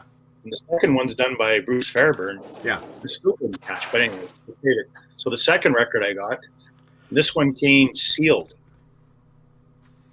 Oh, nice. Whoa! but it's Sealed. Is that a record store day?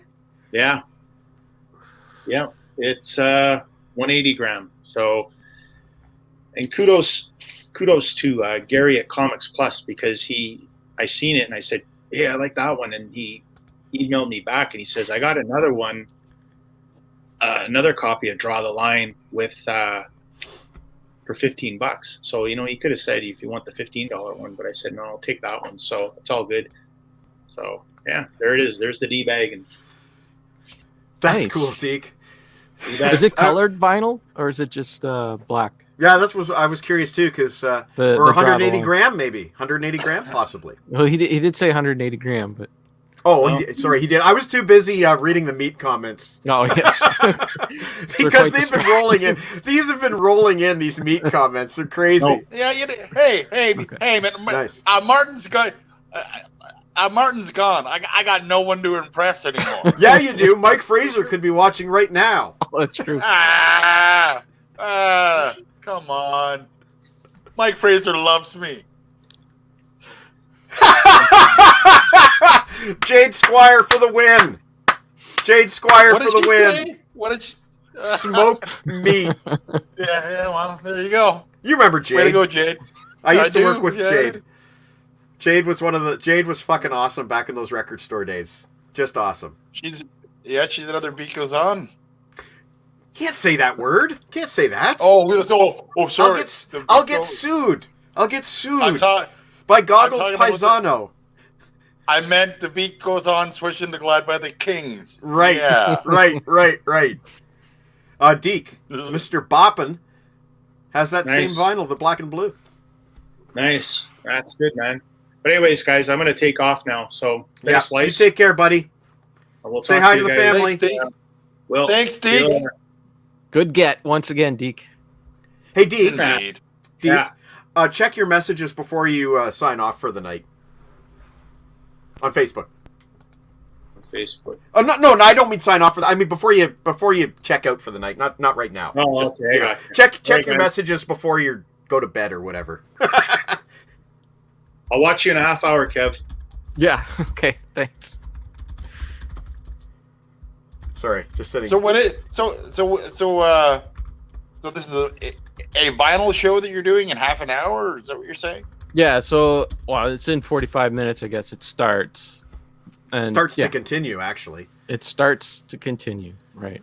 Yeah, we did start. We found all each other through video games, but I guess okay. we're like a There's where unit. my confusion was. Because Right. I knew that you guys talked about games a lot on Twitter. Yeah. Well, Bill and I, we worked together a long time ago, like about 20 years ago. So we've known each other for a long time. And then he just kind of follows everything I do. I do something and he follows it, right? So I get into video games, he gets into video games.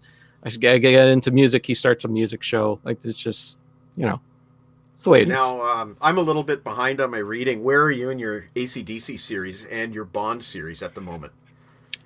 Bond. Well, we just watched On Her Majesty's Secret Service. George Lazenby? Yeah. So we watched that last night. So that review should be going up tomorrow if I get up and get motivated. So that means you got a long trek ahead. Yep. Yeah, And yeah. we've been pacing, like Sarah wanted to start watching like every day. And I'm like, no, we better pace it out because we will burn out pretty quick. So we've been watching them like once a week.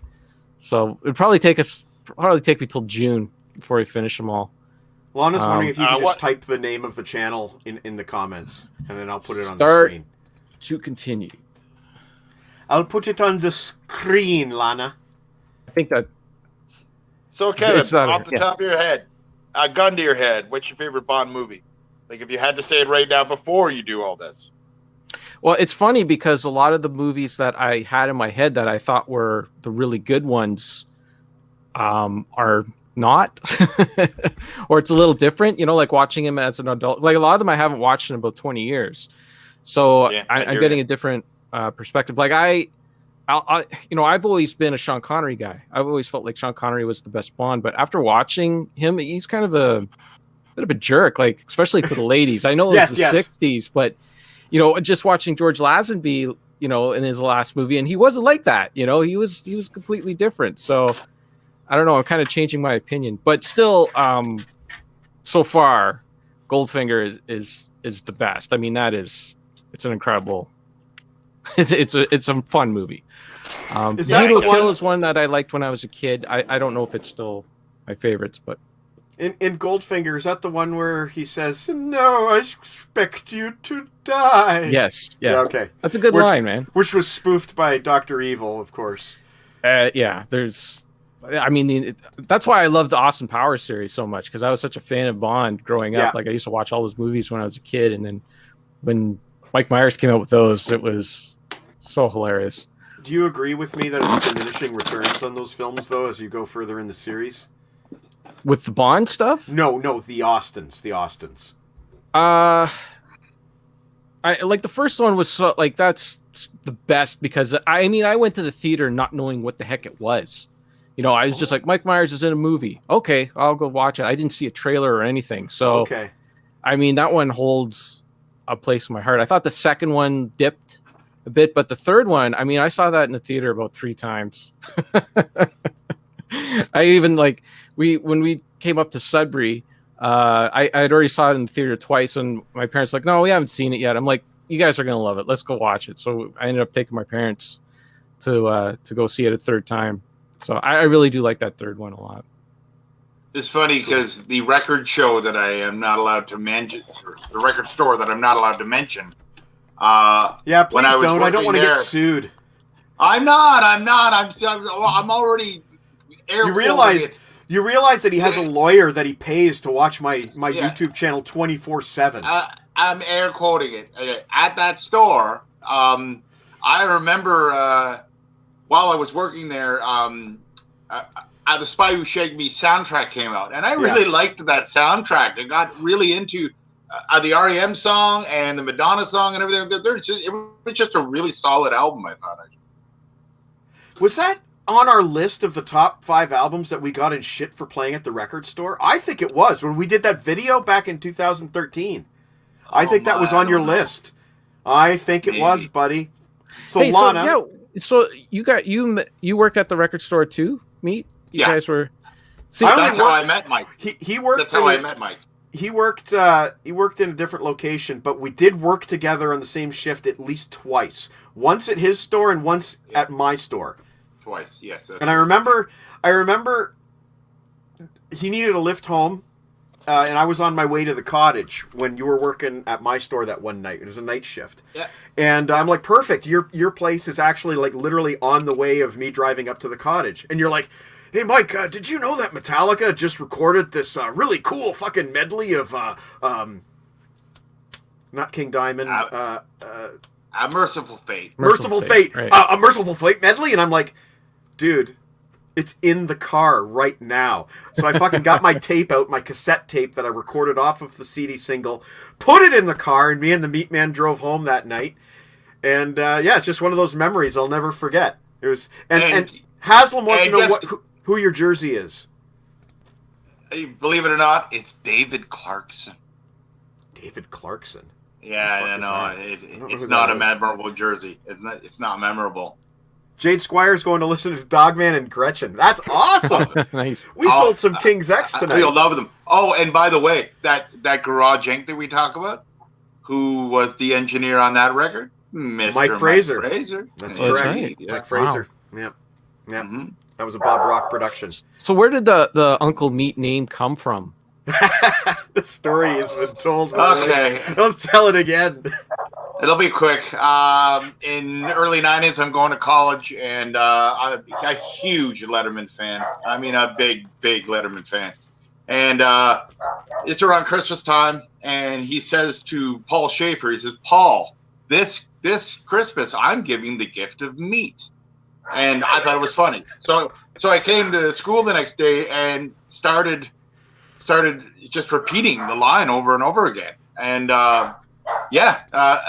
Gary, who he met, he just started calling me meat, and it went from there. And it's been meat for almost 30 years now. And it's all because of that. I had regarding your jersey, that's fucking brutal. Who would buy that? Tom Morwood gave it to me because he didn't want it anymore. So there you go. That makes perfect sense. If you remember, I think it was the 2013 Sausage Fest, I burned a Vesa Toskala poster in the fire and put it in the video because that guy was such a shit goalie. If I get asked by someone at the right time, I'll say it's a Patricia Clarkson jersey instead of a David Clarkson jersey. Jeremy Clarkson. Well, when I was in high school, we had like a Letterman group. We called ourselves the Letterheads, and we would just get together at lunch and just talk about Letterman from the night before, or actually it would be like 2 nights before because we would all record it because it was on too late, right? But we would tape it and we would just talk about the bit, all that stuff. So Kevin, I know that you have to start getting ready for your other show. Yeah, but if that's what the excuse you need to get me off. No. I want to make sure. I want to make sure we get this on record before anything. Before you get hauled away by your other more popular friends. Of course. So the top concept albums. Yes. With Rob Daniels. Yeah. You are in for next week. Yep. Meat Man. Possibly, yeah. I mean, people don't need to see my ugly mug again if they don't want to. So if anyone else wants, to join and you're running out of, spots, we'll see. All right, we'll see. I mean, Mike, you said like the concept album, like the definition, we're going loose, right? Like it doesn't have to be right. Like let's say, for example, you've got Alice Cooper. Yes. And some of his albums might be considered hard concept albums, and some of them might be considered looser concept albums. I would say all of them are fair game. We were also talking about Rush, and maybe we won't get into spoiler territories, but we've decided how we're going to handle Rush's half concept albums, and I mean, let's keep it loose, let's keep it fun. I know Rob Daniels and I were both huge fans of the Jeff Wayne musical War of the Worlds, which in some regards is actually a musical, but it could also be considered a pure concept album too. So let's go both ways. Because I was looking up like the definition, and some people were like, like there's no real definition, and you could even like if you look at like what it is, it's like just a bunch of songs that belong together. Almost any album could fall under that, especially soundtracks, because soundtracks are designed specifically for right. But we could talk about it during the concept show. You know what? We have a popular saying on the LeBrain train, which is no disqualifications. Right. And, it's fun to play with. Oh!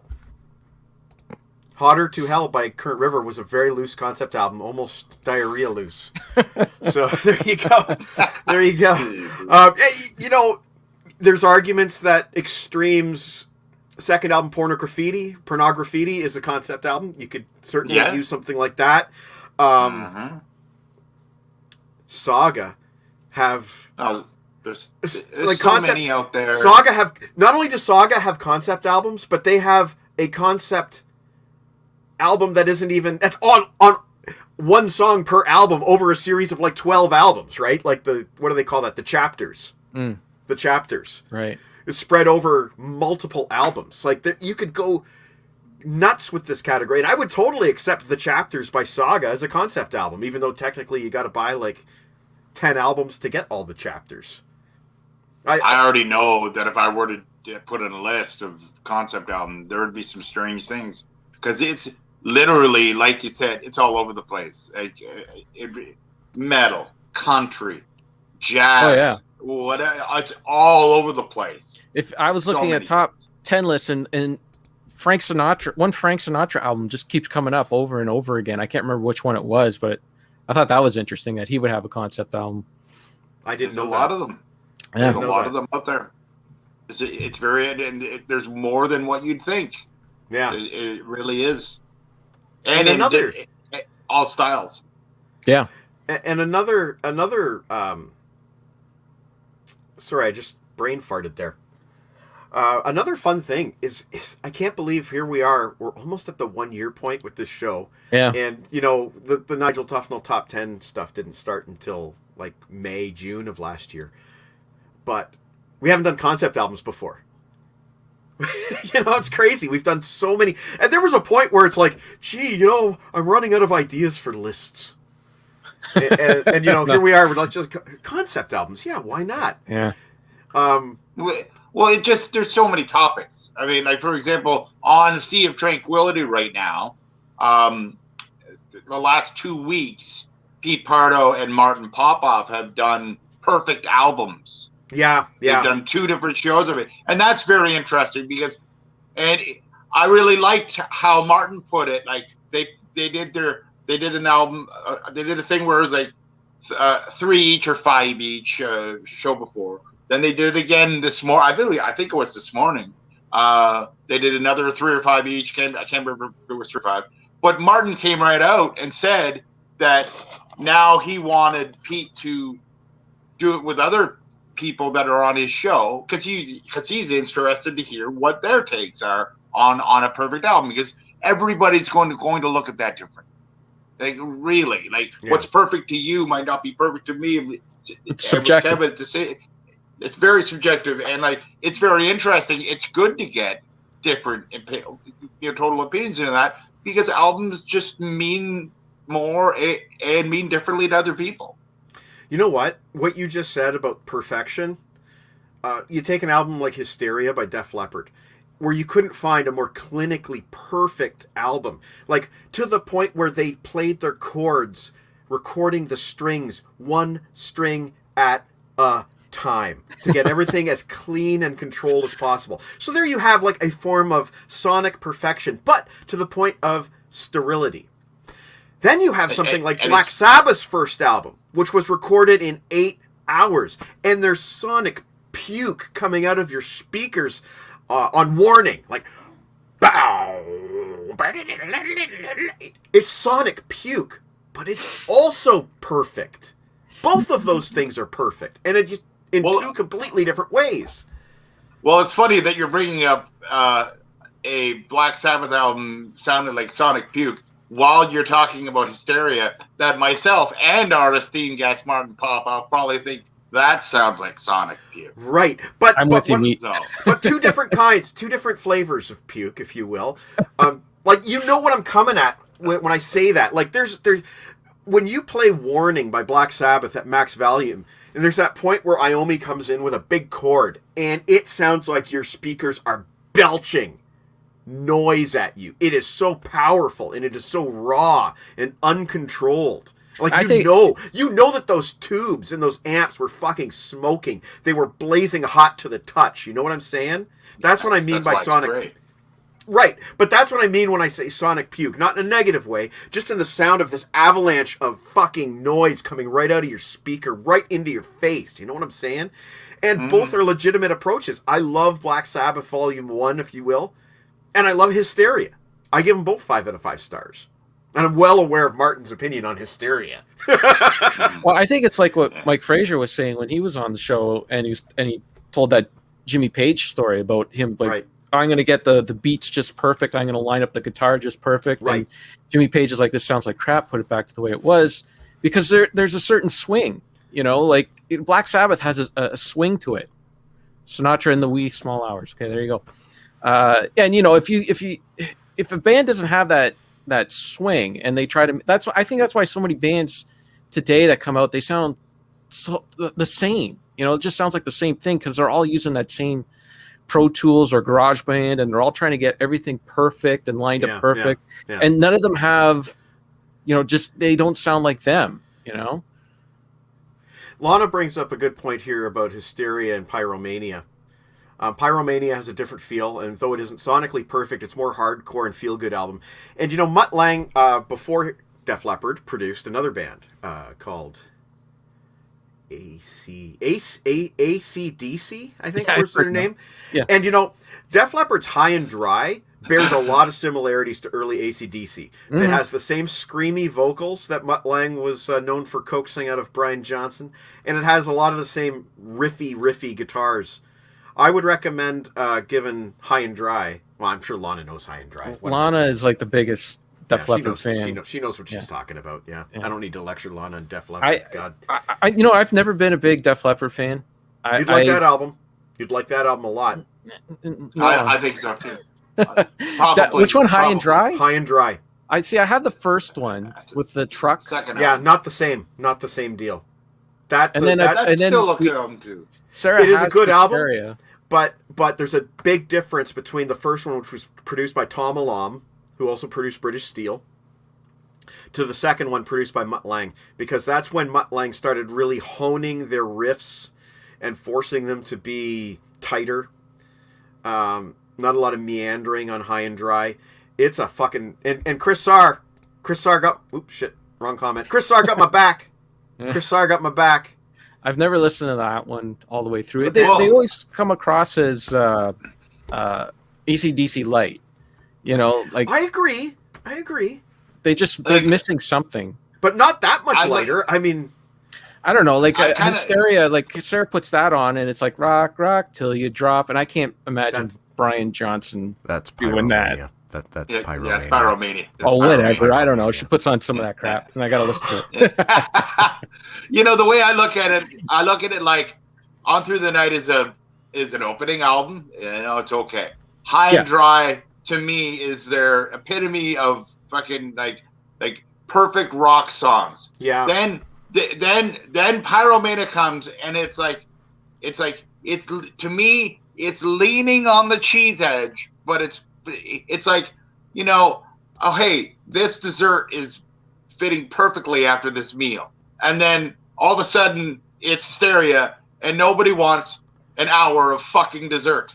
I'm sick of dessert. I'm sick of it, and it gets sickening. It's too much syrup.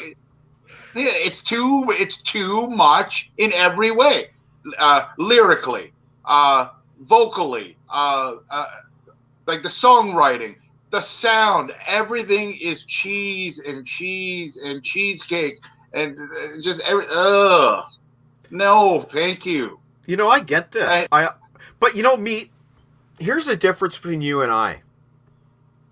I am probably going to get diabetes very soon because I've been known to eat nothing but dessert. Remember what was it, A Mighty Wind? My parents used to send me to bed with nothing but dessert. Right. That wouldn't have been a punishment to me. So, I get what you're saying. I mean, don't forget, though, Hysteria also hit me when I was in grade 10.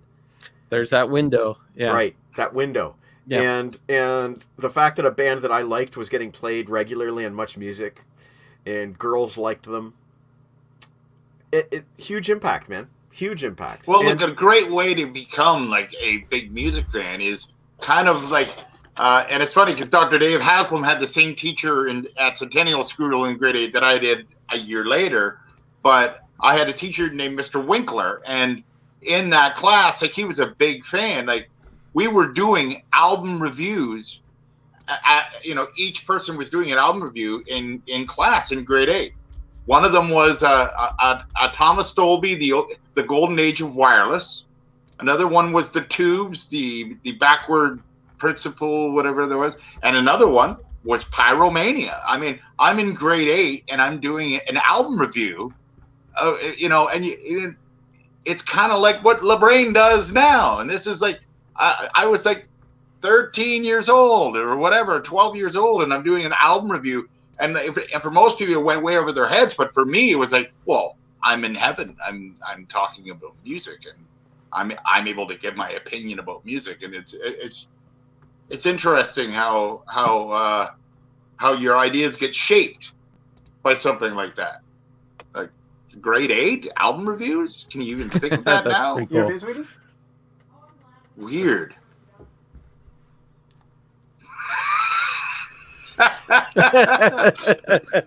Lana, So true. Lana, Yes, if it is true. if you want to see like basically the best of Uncle Meat, then I recommend you go to this article here that Meat and I did. God, January of 2013, we did that, Meat. No, the best. No. That's not. That was great. That has the story of you taking your dad's copy of Thick as a Brick and selling it so you could play Galaga at the arcade. That's right. I know that's true. I'm just saying that the best of like is more in your blog. Like, I'm proud of some articles. Some of the writing has been fantastic, but personally, But- that video when it came out, it got a lot of likes. It got a lot of likes when You we guys did are that like video. babies in this. Yeah. My goodness. How And much I had time the has gimmick passed? of I changed my shirt after every take. Yeah. Oh. That's right. You did. That's right. But it's worth Funny. it's worth it because you got to hear the story of Meat selling his dad's copy of Jethro Tull's Thick as a Brick to play Galaga at the arcade. Why not? Well, it's funny. It's funny because also in that collection of albums that I sold was also Armageddon by Prism, which I believe Mike Fraser said was like one of the first albums that he was a part of in some way. I believe or something he said. I know he actually did engineer Young and Restless, but I believe he said something in one of his stories about the Armageddon album. I think he said that was the first album that Bob Rock and Bruce Fairbairn worked on together. I think. Something like that. yeah. Yeah, he and- brought it up. Yeah. You know, it's funny when we have Mike Fraser back, which is probably going to happen in late spring, early summer.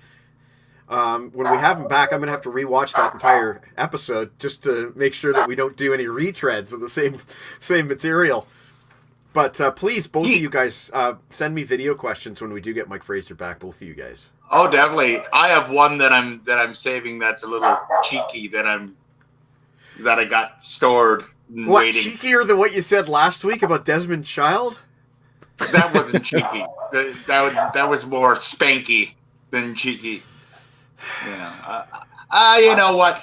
What happened last week happened. I've already apologized for it. But yeah, Desmond Child. Yeah, fuck that guy. I'm sorry, but fuck you. Oh, I'm sorry, but fuck you, yeah. Holy Well, shit. it started with the Kiss stuff, and you know it did. That's where the anger came from. Was I know. when we did those Kiss reviews, and I started realizing you're the reason why they got this like this. I mean, you're the one who's living La Vida Loca, Desmond. He did write that song. He did write Yeah. that song, yes. course. But me, you know, you could easily argue that it's less Desmond's fault than Paul and Gene's fault for not being able to write songs together. If Paul hadn't needed a co-writer, Desmond wouldn't have ever needed to be in the picture. Can you just say the same thing about Aerosmith? Absolutely. Those fucking guys should get in a room, get out their guitars, and fucking write Perry Tyler songs like they used to. Yeah. I get so disappointed, man. I get so disappointed every time I buy a new album by a band like Aerosmith. Well, this next band doesn't apply because I don't buy their albums anymore, but Bon Jovi. And you see all the writing credits, and it's like one guy from the band and two co-writers from Sweden, right? And occasionally you'll see a Sambora writing credit in some of the songs. But in the olden days, you know, it was always like Sambora Jovi. And it gets so disappointing because, like, why? Can't these guys write songs anymore? They didn't need all these other guys back in the day. Tyler and Perry.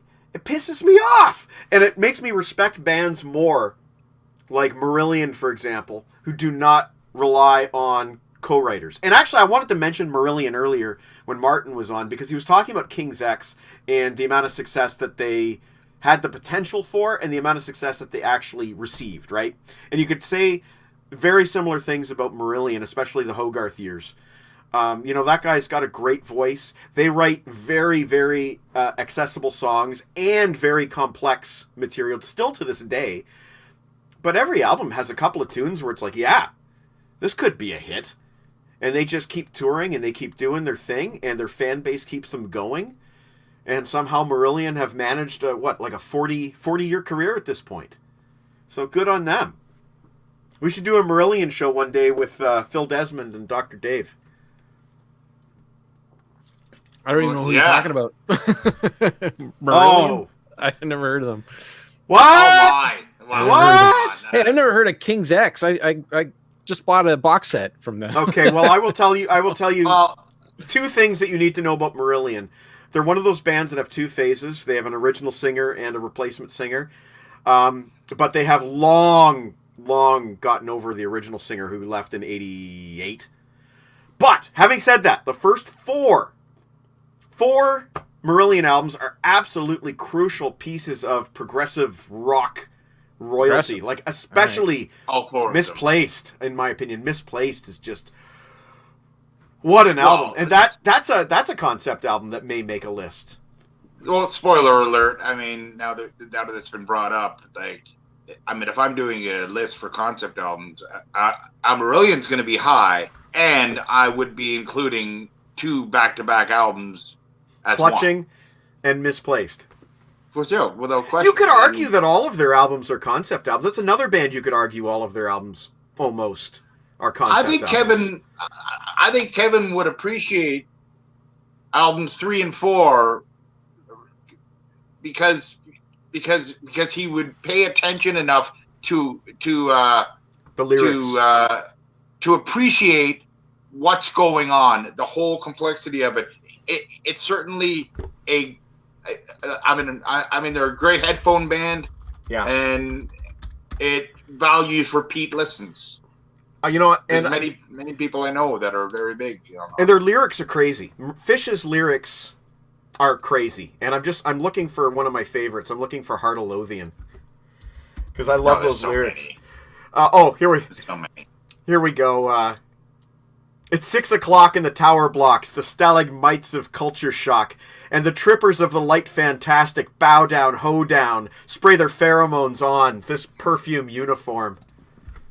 Yeah, I fucking love that line about spray your pheromones on this perfume uniform. I love that line. You know what? What did you say about Marillion back when we did our top 5 that we got in shit for playing the record store? I think you said something along the lines of they're pretentious and probably one of the only bands that would use the word pretentious in their lyrics. And I think I also did the "Don't give me your problems" in the. Oh yeah. Don't give me your problems. In the video, but yeah, Kevin, I think you should check them out. I think you'd really find something interesting in it. Okay, I I wrote really it down. do. I wrote down Marillion albums 1 through 4 and High and Dry. I'll listen to Yes. High and Dry. Now, It's having said Misplaced that, Childhood and it's Misplaced Childhood and Clutching at Straws are the 2 that you want to concentrate on. having Okay. said that, if you don't like them, then check out Season's End. That's the album after. That's the album with the new lead singer Steve Hogarth, who is he's been their lead singer now for 32 years. But that album was written with Right. Fish. The first singer was in the band, so it's the only album with this newer singer that sounds to me like true Marillion because it was written as the original band and then a new singer, and then all of a sudden they completely changed their thing, and I've never really appreciated it. Now, having said that, Meat Man, I know Morwood has spoken very highly of the Brave album, which was their 3rd with Steve Hogarth, and a concept, also another concept album, full blown. Not only a concept album, Kevin. Full blown concept album. Not only a concept album, Kevin, but a concept album with a oh god, what do you call it? The random groove on side 4, where you can have one of 2 different endings to the story. There's a happy ending, and then there's a sad ending. Is it can you select it, or is it random? No, which one it's you get? completely random. You drop the needle, and that's what happens. Whatever ending you get is whatever ending you get. Oh, so the whole side is that's like Right, side 4. Side yeah. 4 is either going to be the last song plus this happy outro, or it's going to be the last song and then 20 minutes of nothing but water sounds. That's like that Monty Python album. Yeah, matching Tie and Handkerchief. Tie and Handkerchief, right? Yes, yeah. Now, I bought a vinyl reissue of Brave because obviously that's a gimmick that's only on the vinyl. Mhm. And I was very disappointed because as soon as you do those double grooves, you lose like 50% of the volume on the sound. So it actually sounds really terrible on vinyl. Yeah. But I had to have it. And it took me like 20 tries to get the fucking alternate ending that I'd never heard before, which was the 20 minutes of water. And then you wouldn't know until you got to the end, unless you drop the needle towards the end. Right. Yeah. It's kind of interesting when it comes to Marillion for me. There is a recording artist who has been involved with Rush, who you may or may not have heard of. His name is Jacob Moon. He is from Kitchener, but he lives in Hamilton, and he's an old friend of mine. And him and I saw Marillion with the first lead singer at Massey Hall, at the very back of the building. We were literally at the very back in the balcony. And 25 years later, the same guy is touring through Europe opening for Marillion, which is just an oddity, very odd. Actually, you know what, Kevin? Happen. Do a quick search on my site for Jacob Moon. He did an incredible cover of Subdivisions by Rush, if you haven't seen it before, live on a rooftop in Hamilton. One of the best things you'll ever see. Amazing. There is a lot of YouTube hits on that video, and I mean a lot. Yeah. Getty and Alex gave him props for that video, if I'm not mistaken. Yeah, big time. Like, he made Alex Lifeson cry when he was asked to play for Rush at their induction into the Canadian Songwriting Hall of Fame. They asked him, Les Claypool, and Alexis on Fire, and something else I can't remember. But yeah, it was quite the honor. But that video, like when you watch that, it'll blow your mind. It's such an incredible performance. Really I wonder how many times they had to record that before they got the take. From what he told me, it wasn't a lot. I don't think it was a lot. And it's live, and it doesn't sound like he really did an incredible job, and it's kudos to him because everything sounds great. It doesn't sound like a hack, and it doesn't sound live, and it is completely live. I love the one part of the song where he switches from acoustic to electric to play that unforgettable guitar solo. Yeah, he's a great guitar player. Yeah, like I mean, that's the biggest Steve Morse fan that I know, other than me. Another thing to mention is that Jacob Moon does live streams as well. He does Moon at Noon. If you go to Jacob Moon's Facebook page, so if you're interested, check out Jacob Moon's Facebook page for Moon at Noon. But I do believe that he's only available on Facebook, unlike myself, where you can watch me on the YouTubes. Did he perform that in Hamilton? Yes, because it looks like on Hamilton. The roof. Yeah, it's in Hamilton. Yeah. Oh. Cool. Okay, so don't bootleg Marillion to YouTube unless you want to get instantly banned, apparently. No, you don't want that. I wonder if Brian knows that from his own personal experience. I don't know. Okay, well, guys, I do have to go now. Yes, you take care, Kevin. Okay. I think I'm going to wrap it up as well. Yeah, so you have a good show tonight, buddy. All right. Nice talking to you guys. Ciao. See you, man. Take care. See ya. Well, this went longer than what we thought. Good show, though. Shooting the shit. Good show, though. It was great with Martin. An hour almost. Actually, it wasn't about an hour with Martin. Yeah. So, and I got to ask him some of those questions that have been burning in my head this week, and he didn't know the answers. Damn it! I'm gonna have to. We need him to write write your book. Go through your interview notes. Find out why Doug changed his name to DUG. Find out why Ty didn't sing lead vocals on Dogman, and write your book. Write your book. Write your book. No doubt about it. Yeah. No doubt about it. Thanks everybody for watching tonight. I'm sorry I didn't get to put all the comments on the screen. Thank you, Aaron, for always being such a good guy. Fantastic show. Thank you so much, guys. We'll take you to... Yeah, well, exactly, Chris. We thought he would only be around for 30 minutes, but we got... we got about an hour from him. And then we got... What? And then we had another... 45 minutes of us shooting the shit with the surprise guest Kevin. But I had a wonderful night. I hope you did too. Yeah, it's cool. And one way or another, you'll either be watching or participating with the concept album show next week. It'd be nice we'll if you figure came it in.